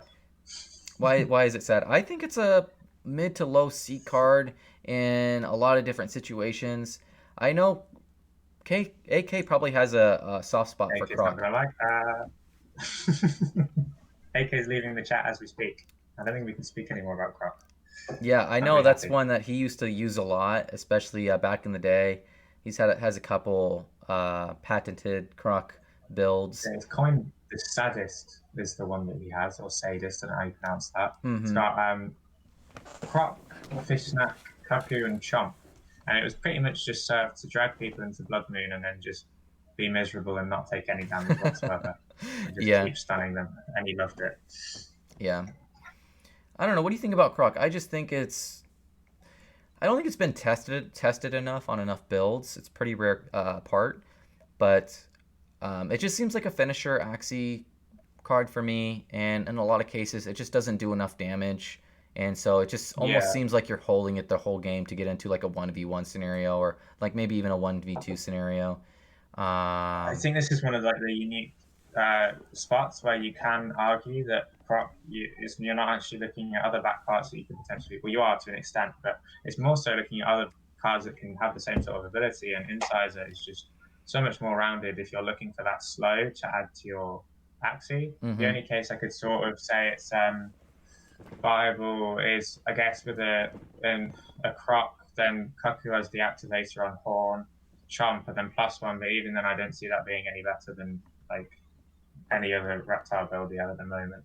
But as AK said, or as we've sort of had as a consistent throughout this, it is a underbred and underused card, so we can't necessarily put it too low. So I think low C, high D is probably a good spot for it. Yeah, I agree. I'm gonna put it low C here. We will put it right below. Actually, I think it does. Yeah, go very, very low of C. Now that I look at the cards. Okay, next Yeah, up I we think that's fair. have Cuckoo, also known as Cuckoo High Riddle S, Do. Yeah, I'm there with you. I'm there with you. best card in the game. Yep, I agree. I agree. This is something I've been playing around in the off season, and this is just insane. I mean, the 40 shield and the amount of damage it gives you. There's just so much versatility to Cuckoo. You can put there's a build that I've made. It's basically Cuckoo hair and on a I've bird, seen that one. and Wait, it's super I know this powerful. one. Very, very powerful Yeah. on the bird. So basically, you get the 59 speed on the bird. So Cuckoo hair, and the concept is if the other player doesn't have a basically a bird that's a pure bird, you just get a ton of value off of this. You just go, you're drawing cards basically every single turn with the hair, in a lot of cases. And the Cuckoo just adds so much different damage. It gives you a ton of different versatility. Go even as playing it against finisher Axies. So you go like Cuckoo hair on a backline bird, and then you win in a lot of 1v1 scenarios, like even against reptiles and plant finishers and whatnot. So yeah, what do you think? So yeah, just to put it into perspective for people in chat who may not sort of understand why we put it so high, is Kaku is probably is easily the best. Well, it's the best zero cost. It's only second to Confident on Beasts. It's the best by far for Aquas, especially AK and I's sort of patented Koi Kaku Aqua build with Piranha, or the main ones are Piranha Goldfish or Piranha Blue Moon. It's also another one that we're picking up as well. But yeah, it's just the 40 shield is so versatile, as you said. Playing around last stands, and that extra little bit of damage as well helps you out a lot. You can also use it in sort of the later rounds, which is where this is sort of unique to Kaku. In the later rounds, if you've got a full hand in your backline, you can just cycle a couple of Kakus up, getting ready for the 1v1, because you know you're going to get those back into your hand, and you're going to be at the full hand. You just get there's so many places where you can use Kaku and benefit from having a Kaku on your team. And yeah, I think for like reptiles and plants, you can only really make a case for Biden's being just definitively better than it. Kaku's easily the best on, as we've said. Aquas, birds, slightly second. And really, a lot of that just comes from the shield. Like, shield on zero cost is very underrated, as you can see here with Confident, the other zero cost we got in the S tier. 30 shield it goes a long way. And yeah, I think that's pretty much it. It's best card in the game. Yeah, I agree. There's just a ton of different stuff you can do with it, whether you put it on a beast, a bird, an aqua. I mean, if you're trying to get aggro, if you're trying to, even with the shield, it's just a super versatile card. And then if you're going to go with like a tank, then you just go with obviously your Bidens, right? As far as like your zero cost option or your cattail. So, yep, like that there. Cupid. I think Cupid is it still 120/20? Is it 120/30? 120/30, yeah. Yeah. So Cupid, this is a card that I think is a bit underrated, especially with a lot of people running these zero cost cards like Kaku and Confident nowadays. So what do you think about Cupid? I think for me, Cupid is probably going to be low B tier for me. I'd agree with that. Low B, mid B. It's a really nice ability to lower the likelihood or lower the threshold to which an actually goes into last stand, and also lower the number of last stand bars it can get. It can act as a trigger for Thorny. It's nice on backdoor builds. It's just got solid base stats, really. Versus like a blackmail, let's say, or Pigeon Post is better with the eggshell, of course. I wouldn't really argue that Kingfish is better on certain builds, but yeah, it's pretty much just one of those ones where you could use it across different classes or on backdoor birds. It's just a nice, solid move. Yep, agree. So I think I'm looking through the list here. So I think what we're going to do is we're going to go up to Juggling Balls, also known as Fur Ball. And fuck me. Yeah. There's that many left. Yeah, there's that many left. Two-part special. Two-part special. That's what you're for. So we're going to go up to Fur Ball, and then we'll go into the rest of the show, which will just include probably just the giveaway. So, yeah, that's your guys' little surprise. There's another giveaway. That's a surprise. Yay, not like we marketed it. But yeah, we'll go up to Fur Ball here. So, Cute Bunny. Cute Bunny was one of these cards that I thought was just tier S. And now that I play with it more, I play against it, I think it's still really, really good. But I think it's, for me, going to be mid-tier A. I was about to say that, yeah. Mm-hmm. The reason being is it's just insane once you get the value train going off of Cute Bunny. Once you start getting this going, you start compiling all the Cute Bunnies in your hand, you start getting value off of it. It's just super annoying to play against, man. Like, to the point where you just want to rip your hair off because... Yeah. Yeah, I mean, once you get the value train going, it's almost unstoppable to play around it unless you have, like, the right zero-cost cards, the right speed, like, variation in your teams. So I think I'm going to put Cute Bunny here in mid-tier A, and I think I put it above Cattail. And actually, I'm going to put it above Beach here. Yeah, so the one thing I would say about Cute Bunny is that on paper it looks insane, and I understand why you would put it in S tier before, is that Fear as well as 120/30 base stats is just very solid. But the thing with Cute Bunny is it's just so tricky to build into a team effectively. I used to have a team a while back that essentially covered what I called speed like pinches, where you have an Axie that's faster than the beast reptiles, that sort of 38 to 45 sort of range, Then you have one that's slower than that, but faster than plants and bugs. And you essentially just try and cover as many as you can, and then you can use speed manipulators like goldfish, lagging, to a certain extent incisor as well, just to try and manipulate that around so you can stick in with fears.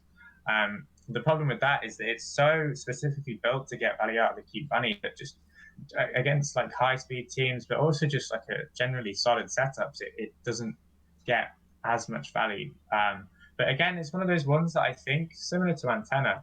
If somebody does get it right, and I thought I did get it right, but seemingly not, I think it could, bump up higher. But again, it's just a solid part, and even if you don't get the value out of the fear, you can play it as like a bug mouth. It's easily probably the best bug mouth, isn't it? What else is there? Might bite. The pincer, actually no pincer, but yeah, like it's just a solid card, really. Yeah, I agree. It's pretty good, and I think it's one of those scenarios where you could even get into like an Antenna scenario where if you create the proper cute bunny team, you could see this. It'll seem like just a god card, but it's very team specific a lot of times. You need to have the right team composition, as Andy's had mentioned, but once, I mean, just the stats on it are insane, and then once you get the value train going off of it, it's just really insane. And I think it's just a lot because it just does a ton more damage, and it probably provides the same amount of control as Antenna. And so I think that's why you put it significantly ahead of Antenna in this case, even though they're both very like team oriented, where you need to construct the proper team around it. Yeah, it's just a tad more versatile, really. Yeah. Okay, next up we have Incisor. So Incisor was one of those back in the day, probably people saw it as a tier C, tier D card, but now because of the change, so no longer tooltip is not right. It now decreases speed, right? Yeah, so 20% down for the current and following turns. Yeah, so now provides a speed debuff, and so for me, I think Incisor is probably around, because for me it's just so specific. I mean, you're just going to use this on probably a reptile, of course. I don't see you really using this on anything else other than a reptile. And I think for me, it's just above, it's probably just above Bamboo Clan and tier B. I would have put it high A. Really? Because I just think it's so strong in that, like, it's easily the best reptile form. Its only really contender in the reptile spot is with Kestrel or other bird parts, but then of course you can mix them in elsewhere. It can be used across a variety of reptile backline or even midline parts. I use it on the Trispikes reptile now as well. I would say it's just one of those ones, as you pointed out, that sort of the drawback to it is that you've got other counterparts you can use on different classes. Like you could have a lagging, which performs the same role that you'd use on mainly bugs, sometimes beasts as well. So for me, I'd put that. I'd put it just beneath Beach in mid A.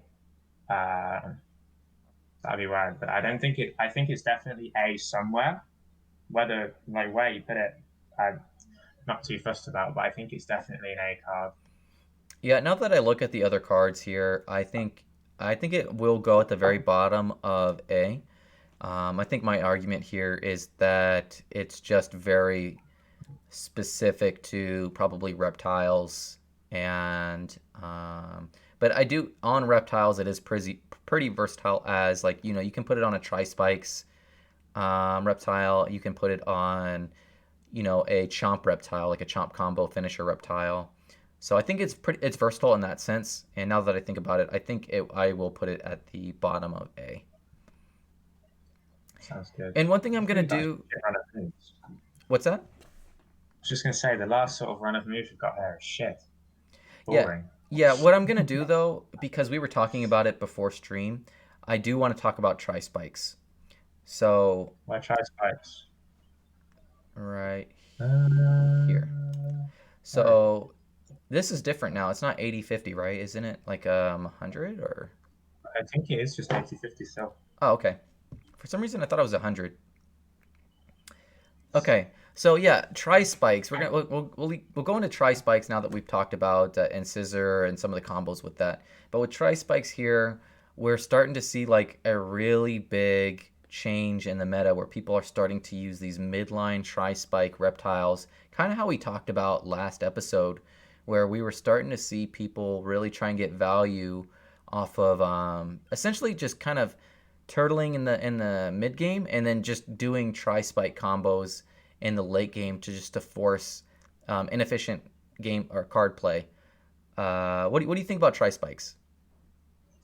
So tri spikes, as you just said, it's such a strong card. Like the ability is so strong, especially when paired with a discard.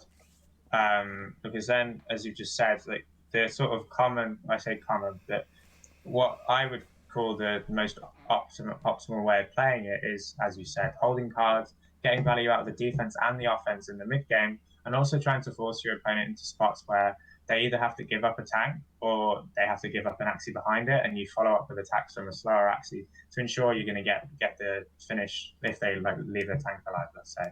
And it's just a very strong control card, which I think the vast majority of players don't play to its fullest potential, and they just use it more as a C card play card like Perch, and instead don't value enough the control aspect of it. And just to tie into what I was saying about discards, if you add in the sort of mid to late game discard aspect, you not only have the pressure of the tri spikes forcing the opponent to make inefficient plays, either having to spend too much to cover tri spikes to send it on a midline axie, or let's say they're holding lots of cards on the midline axie because they want to get the value out of the shield. You then end up knocking out a backline axie or significantly weakening a backline axie, thereby wasting the value out of the midliner and also significantly reducing or completely wasting the value of their backline cards as well. And with discards on top of that, you make it even harder for them to effectively play around it because their hands smaller. So for me, as it is sort of like a partial win condition, I would say, I'd probably put it high A, not A, high B. Yeah. Because I just think it's a solid card, but again, it's highly specific to one or two builds, and it's only really viable on a midline reptile. I don't think it gets value anywhere else. I know Nate's tried to use it in the past as like a front tank, but I really don't think that's viable. I think that was purely just because it was the only good one he had that was at a certain speed to cover backdoor. So yeah, I think that's a good spot for it. Yeah, I think you could mess around with tri spikes a lot here. I agree with what you said. It basically it gets opponents into really unique scenarios where they have to choose what they want is gonna die, right? And yeah.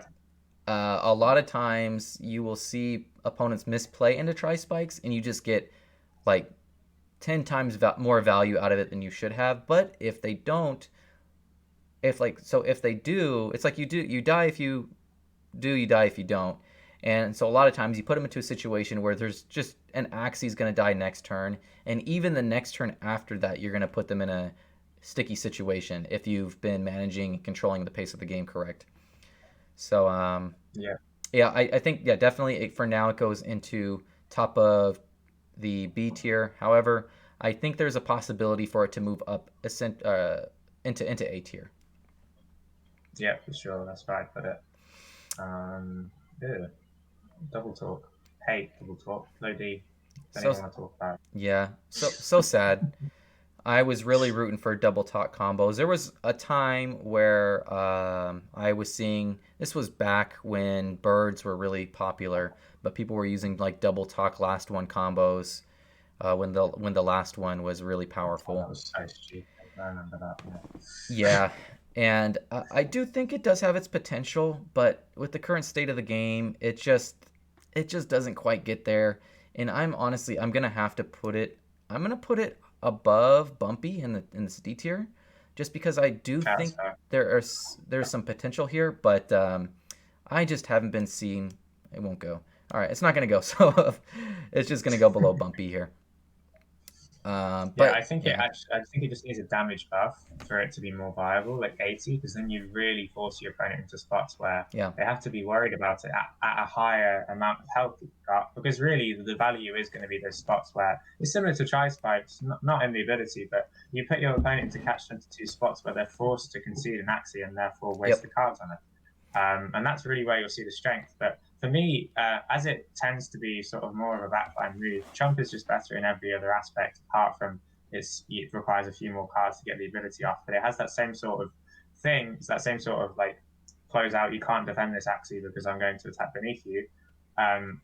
Double talk only has the extra 50 damage. But if that was up to 80, let's say, I think that would be a very you could bump up into at least high C, maybe low B. Yeah, I think you with double talk you actually buff the shield and you make this like maybe even like a 50-40 or a 50-50 on the shield. And what that'll I think what that will allow you to do is give you enough shield where you can get off multiple turns using like a double talk swallow or double talk what's it called? Last one? Yeah, like a double talk last one or like a double talk. I don't know, double talk something like double talk Shoal Star, something along those lines. If it provides shield, but because it gives you 0 shield, a lot of times what happens is your Axie dies because you have no shield. All right, next up, pretty boring one. Sunder Armor, also known as Feather Fan. Pretty straightforward here. Gives you a good amount of shield as a bird move. I think I know what they were going for here, but again, it just doesn't get there. And I think for me, because it adds 20% shield to this Axie for each debuff it possesses, I think for me, if it were to basically give more shield or maybe do more damage. I don't know. What do you think? I just think it's on the wrong. It's just an awkward one. It's not really like birds don't really need to be tanky, and they don't necessarily benefit from being tanky either. They're glass cannons, and even in the 1v, if you are going to the 1v1, you don't really want a feather fan. It's not going to help you out all that much. Right. It's just going to be a dead weight in the early game. And even if you are to sort of advocate for it as a backdoor catch, then it's just an investment that you're not getting anything out of the other side. You'd much rather, in that position, have something like a cloud, and cloud's shit. So I'd put it in high F, if not at lowest of D so far. Yeah, I think it goes in lowest of D. Now that I think about it, though, I think I'm just going to put it at the top of F. I don't see any situation where I would want it over any other bird move. And yeah, there we go. All right, next one. We got an actually usable card here. Gouda, also known as Piercing Sound. This one has really evolved over time to be one of the more powerful beast cards as cards have been changed.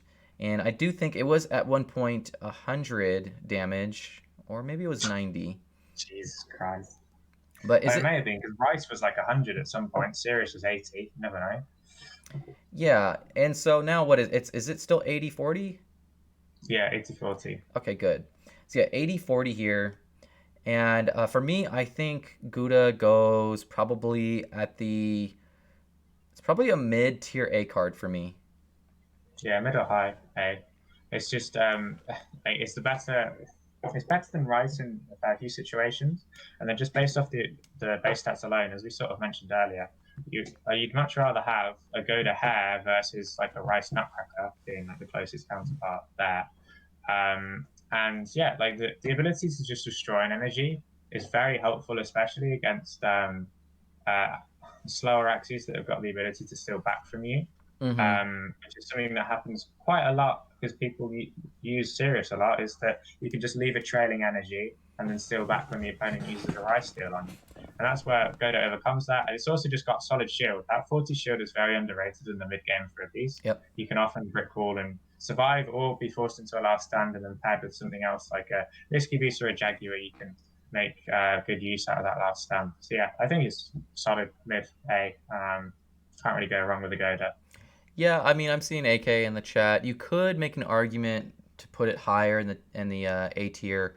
I have been seeing it on a variety of different Axie builds to include like even like some aquas, and a lot of people just use it for control, and the shield it gives is really really nice.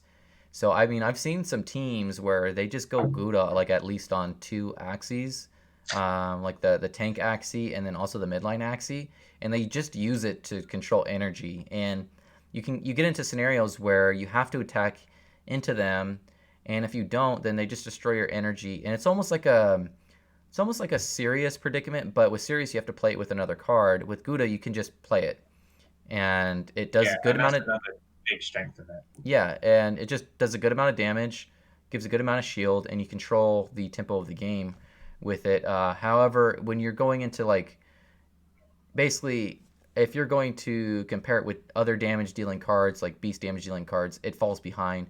But the ability it does is very nice, and it gives a good amount of shield. Allows you to control the pace of the game. And I'm going to keep it here. I feel comfortable where I have put it, but you could make an argument to put it higher in the tier A list. Yeah, I think the only sort of counter argument to putting it higher is that it is a beast part, so the beast base stats of 3 morale and 1 speed quite would disadvantage you putting it on another build, like let's say a plant. So yeah, I think mid A, highest I'd probably go is like high A, around where Key Bunny is, but I wouldn't bump it into S tier, even low S tier. So yeah, I think that's a good spot for it. Yeah, actually, now that I think about it, I'll put it above Cattail for now. I think it's actually, I think it actually goes above Beach too. Yeah, that's fair. Yeah, Definitely the second best mouth by a long shot on beasts. yeah. Next up, Feather Lunge, also known as Feather Spear. You and I both know I tried messing around with Spear a ton, with all the reptiles and all the different combos, and it's just unfortunate. It just falls behind. The concept behind, chaining Spear cards is pretty cool in theory when you look at it, but it just falls behind, tempo-wise, and there's really no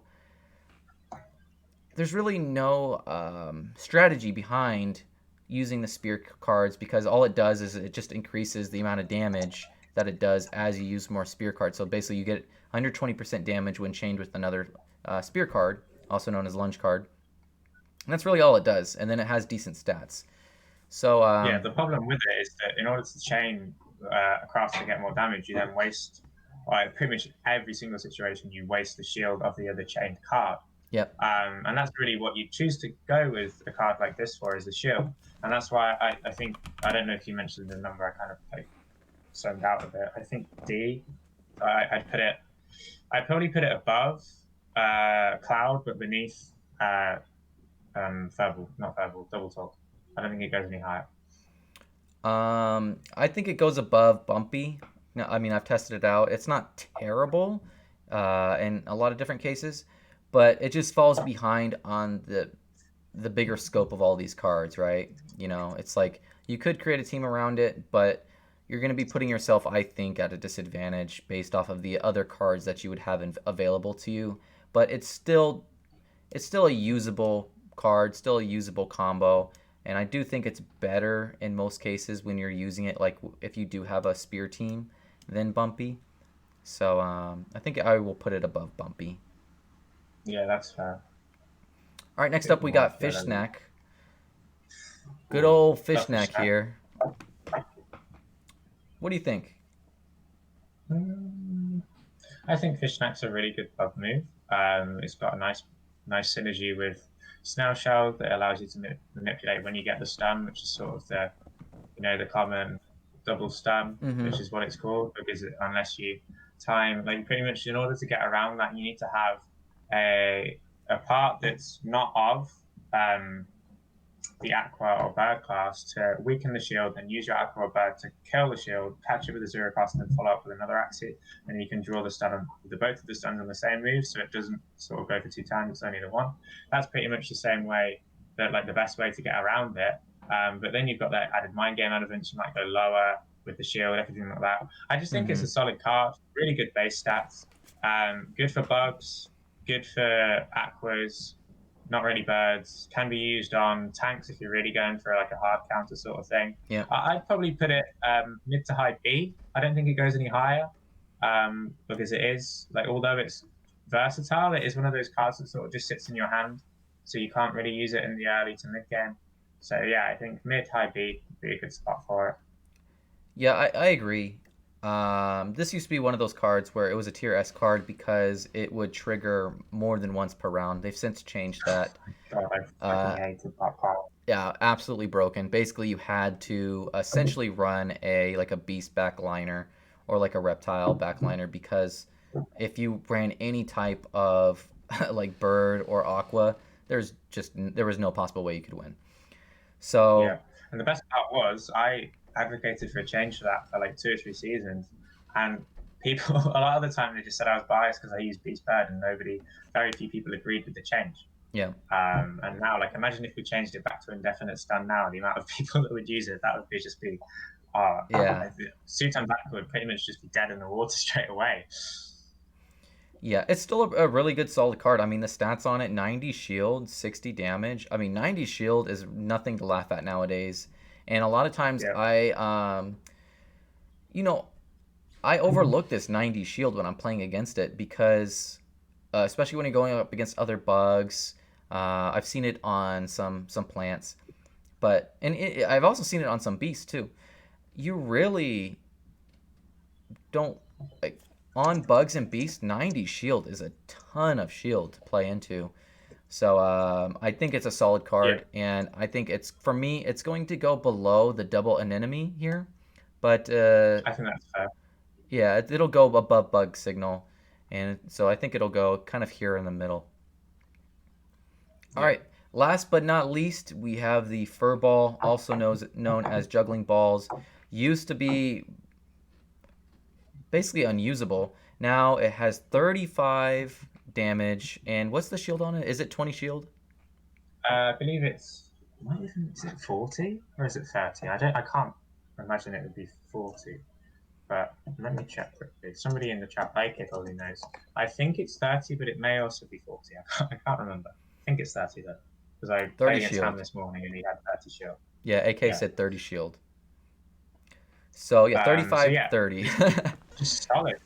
I would say it's one of those moves. It's not as good as Jaguar or Risky Beast, but on a beast, that is. But on different axes, like especially with Yam combinations, like Ham's got his patented shrimp, eggshell, furball, chomp, that gets so much value out of getting the multiple ticks on the Yams. I would just say it's like a solid mid B card. Like, it's got good base stats. It's got that little bit of sort of outplay potential, reason why you'd use it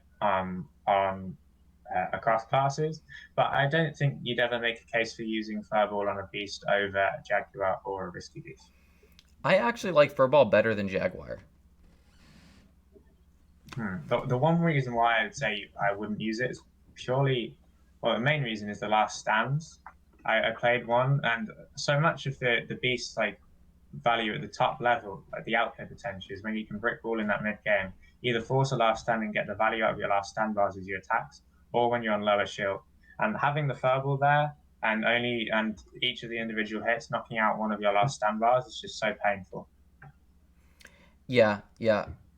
I mean, it gets around. I mean, I'm not too worried about Yam anymore because the damage change. I mean, I've noticed that with Yam, you're really playing for like a late game nowadays. Whereas before, Yam would basically, you could end games like mid game with Yam, with the amount of damage it was doing. And so with Furball gets through like Snake Jar, it gets through Last Stands. In a lot of cases, I don't even get my Jaguar off on my beasts because I have to use the Jaguar for damage. And yeah, for me, I like Furball better than Jaguar right now with the amount of damage that Furball is doing and with the amount of shield that it gives. It also, I feel it's pretty versatile going into like using it as a last beast card to attack like into a plant because it can get rid of the Last Stands. Yeah, that's the one thing I really like about it. It's that little last stand play where you ensure that you don't get the opponent last stand. Yeah. But yeah, as you were saying, like, it's only really relevant when you're attacking into Yam with the beast if you've got the backliner. You never really want to get your backliner poisoned, Right. unless there's a direct backdoor from the opponent that's going to kill it. Then you can, of course, draw it onto your backline and your midliner becomes your 1v1 axie. But yeah, like Verbal, if you're on the midliner, you don't really care all that much about it. So yeah, I think I don't know where you place Jaguar, but I still think mid B, maybe high B. With you thinking it's above Jaguar is sort of the range we're going for here. They might be very, very close to each other once we get to it, but I do agree. I think it's going to be very, very top of B, and I think it's going to go in between Arco and Blue Moon here. I'm just trying to figure out, does it go above? Do you think does it go above Arco or below Arco? It's below Arco, Below? but yeah, but I think that's a good spot for it. Yeah, okay, I agree. And before we go on to the next section, FedPed, if you were genuinely, if that's not a piss take, I don't really know what to say, mate. He's just said buff Yam in the chat. Buff Yam, he probably is messing around. So for those, we probably should have talked about it a little bit, but as we predicted, Yam still dominating the top portion of the arena. Yeah. And should we chuck Yam in? Just end this off, might as well. Yeah. We just spoke about Fireball so much. Yeah. So you want to do Yam to finish it off? Yeah, I think we just chuck Yam in, just get it over and done with. Okay, that sounds good. All right. Yeah. So now that we're talking about Yam, I guess I can go to Axie Zone here and show you guys. Oh dear. I think it's only beaten out by Carrot in the top 100. And that's again just because Carrot's the cheapest alternative, and it's also the most popular, so people still tend to use it even in the top 100 as they're getting up there, especially in the early season. We've got some Scholar builds in there, and of course Scholar builds tend to be more cost effective. So I'm just gonna. Actually, no, it's above it. Oh dear. So yeah, I'm just going to click the top 20 teams that I don't know if they're using Yam. So here we go. Fruit Fan, Yam. We got Post Fight here. Tell you, I know all their teams. Hang on, if you flip back, I can point the ones. Yeah, Ham 89, Yam. Yeah, and then you've got what are their names? Yam here. There's Happy Size, Yam. Yeah, Happy Size using Yam. I'm using Yam. Elijah's using Yam. Pont Elias is using double Yam. Brian P is using a frontline Yam. Gambit's using a frontline Yam. Van Hoy is using a frontline and maybe even a midline Yam. Fedpad's using midline Yam. Siganos using front and midline Yam. Jaeger using, I don't think he uses frontline Yam. Then you get down, there's sort of like a little drop off. Spectre uses double Yam. Blueprint, I believe, may also have Yam. Koya Mo Kevin's using Yam. Yeah, the list goes on pretty much. Then Levi's using double Yam as well. It's a very, very strong part still. And I think what people sort of fail to understand is how significant the crit change actually helped to negate the nerf. And even, well, I'm not going to say it made it better, but it's like definitely not as big as people think it was. Yeah. And even then, before then, Yam was so strong, especially with Thorny. It's like basically, to just break it down, Yam acts as a trigger for Thornies, Verbals, certain builds like that. It also acts to slow the game down and control, especially relevant with Tri-Spikes, which I use in one of my builds, just to control the match and slow it down. You can also use it purely to set up the catch-22 position we always talk about, with the Yam being you don't want to attack into it, and that's where it attacks as a deterrent, and then you can follow that up with Sirius, and then that you can get the energy steals off and control the opponent. And yeah, like it's not the base stats don't matter. It's all about the ability and the number of Yam ticks. Having it go from 3 down to 2, all it really stopped was players being able to just apply 4 or 5 stacks of poison to your front axis, and then just diverting all of their attention to backdooring out your back 2 axes, and then just having a slow, like weakened front tank that tends to have less damage than the back 2 axes, and then just being able to finish off the game from that. And with all that said, I think Yam still goes into a mid A tier card for me. No, man, I have to put Yam at tier S. I'm sorry. I have to put low tier S. I can't argue with that. Yeah. It's just, I have notoriously basically said yam was not as good as people think for a really long time. And I think it's time for me to just you have to respect the yam right now. And just these statistics, the way that we see it used. And I think what happened with the yam change is they changed the yam card, or the yam dynamic, or the yam, what is it called? Mechanics, as far as like how much damage it does per tick. But they also changed the way crit was working. And so my argument going into the change was I didn't know that they were going to change crit. So I thought that it would still be okay, or it wouldn't be as powerful if crit stayed the same. So if they lowered the amount of damage per tick and crit stayed the same, then I thought yam would actually be too weak, or poison would be too weak. But because they changed... Yeah, I think at the time when we were discussing that, the only change we knew of was the indirect buff to yam, the prior change where they reduced the purity bonus. And that was what you were saying. You weren't sure if that was enough to keep it as a solid card. And I sort of, at the time, I thought it would still be a good card, but we weren't really sure. Then the crit change really, as you were just about to say, cut you off, sorry, was that really sort of rammed it home that yam is still a good, and as you can see here by our tier list, an S tier card. Yep. And I think that's what has made yam stay here and basically be one of the dominating cards, is that since crit was changed to be less frequent, now you can't basically crit your way through yams. You're basically going to be playing a longer game in most cases, and when you are playing longer games, yam gets most value out of that. All right, so that will actually do it for this portion of the tier list. We thought we were able to get through all of these moves here, but it just turns out that we have so much to say about each one. But we will turn this into a two-part series. So next episode, expect us to finish off this tier list here. And I really hope you guys enjoyed our commentary on all the different moves. We'll go ahead and... We're going to finish it in one. Will we need 3 for this? No, I've just seen how many cards there are.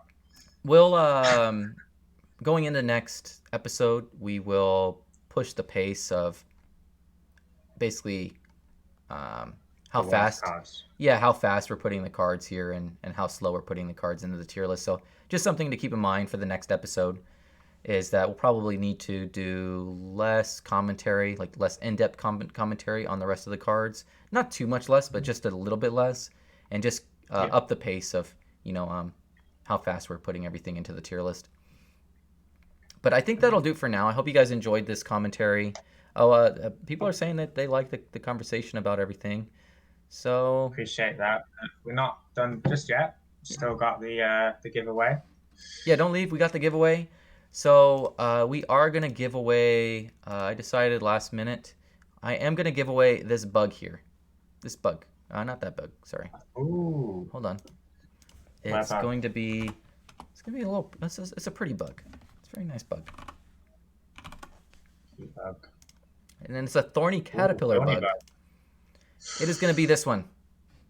Oh, so just so we haven't got onto Garish Worm yet, but here you got a very solid combo with the Garish Worm and the Thorny Caterpillar, where if you chain the Garish, or you chain the combo with another bug part, you can apply poison to the opponent and then trigger the Thorny's higher damage part with that. You've also got a Chomp, which again is nice with Thorny, either to do damage straight to their health or as another trigger. It doesn't have a 0 cost, so it is a bit more energy sort of consuming, so you may have to pair it with like an energy tank, like a Yam energy tank to help you through. But then you've also got the Shoal Star as well with the Chomp that will allow you to finish off opponents, but it does round out the damage as well, just with a bit of Shoal Star, with a bit of Aqua, a bit of Reptile, and then also the 2 bug parts. It's just a very rounded Axie, and it's got decent shield as well mixed in. And it's a pretty bug too. It's got the Myco and the Dango here, which nowadays have become a little bit more rare as people have been breeding more Axies. So these parts are pretty rare nowadays. The Dango and the Myco, which are the Chomp, and I think Myco is Sakura. I didn't even see that. Yeah, I think this is Sakura now or something, or Lotus. I'm not sure. But AK probably would know. But yeah, nice pretty bug here with the Thorny, and you got a lot of, as Indy's mentioned, you got a lot of different activators like the Garish, the Dango, or the Chomp going into Thorny. So a nice bug here for someone. And we're going to go ahead and give this away the same way that we did last time. I'm working on a very unique way to give away axes going forward. But we are going to be using the number. So pick a number system. And I'm going to change this here to the Dual Talk display. And I'm going to message Indies a random number. And we're going to do the same thing that we did last time. And All right. yeah. On Twitter, right? Yep. Okay. So let me go ahead and message you here. Also, guys, while I do this, I want to remind everyone that I do plan on putting these these shows on YouTube and also eventually on Spotify. I'm working on that. So please be patient with me on getting it onto YouTube and to Spotify. But I should have them probably on there by the end of next week at the very latest. And so that'll give an opportunity for people to watch the show, or to, if people, just want to have it on while they, I don't know, exercise, or they're just gaming, they'll have the option to have a podcast. Sounds good. Okay. So I have messaged Indies the number. Oh, okay. Let me find. Where am I looking? Twitter? Yeah, Twitter.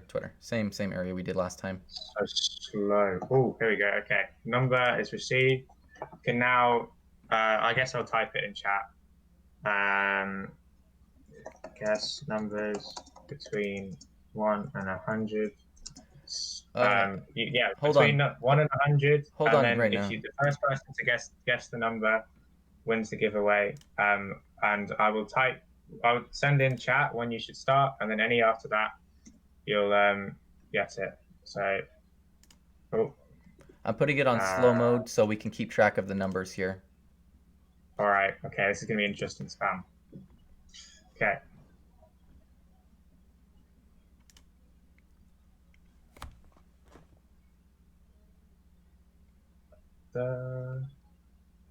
So nobody's got it yet. Nope.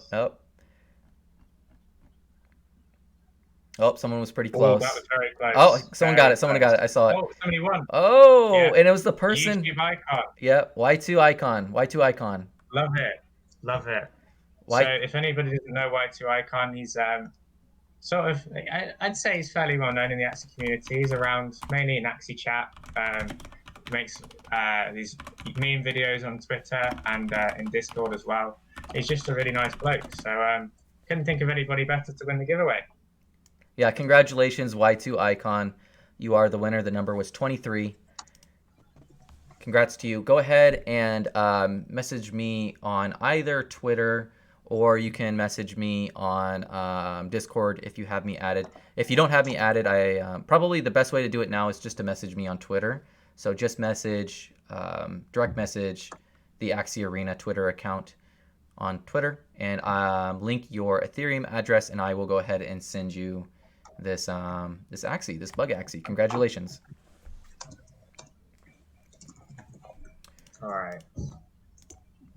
All right. I think that's gonna be it for the show, Indies. Do you have any final words? Anything you want to say, or anything you want to get off your chest before we head off until next week? I do actually have one small announcement. Oh. Next Saturday, as I sort of mentioned on the last one, Chief,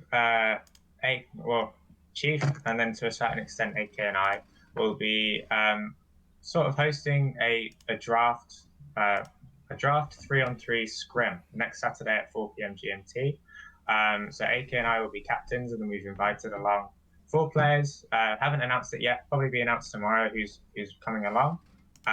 Chief will stream it. There'll be a small prize pool put up by 1337, and it's testing out a new King of the Hill format, which Chief's looking to put in for the next big team tournament.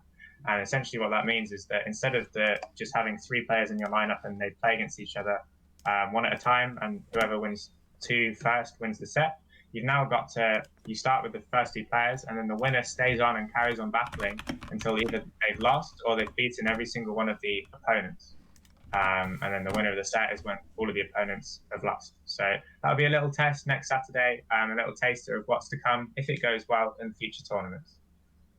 Very cool. Yeah, I plan on tuning into that one. Maybe in the future, we can, get into that, and that'll be fun to kind of do recaps on those tournaments. And I'm looking forward to that King of the Hill tournament style, and I think that could be potentially something, pretty hype going forward. And other than that, the only thing I have to say is I appreciate everyone coming by and hanging out. For next week on Sunday, we will not be doing a show. And sorry, Andy, this is the first time you're hearing this. We will not be doing a show next week. Most likely, I will be at a wedding in Mexico, so I don't think I'll be able to do an episode there. But we will definitely be doing an episode after that and keep things going. So I apologize for that. And then also I will be moving. Will be putting these on YouTube and also on Spotify again. So yep, that's really all I have. And we're gonna head off. And again, appreciate you guys joining. And we'll see you guys later. Peace. Thanks for coming. Bye.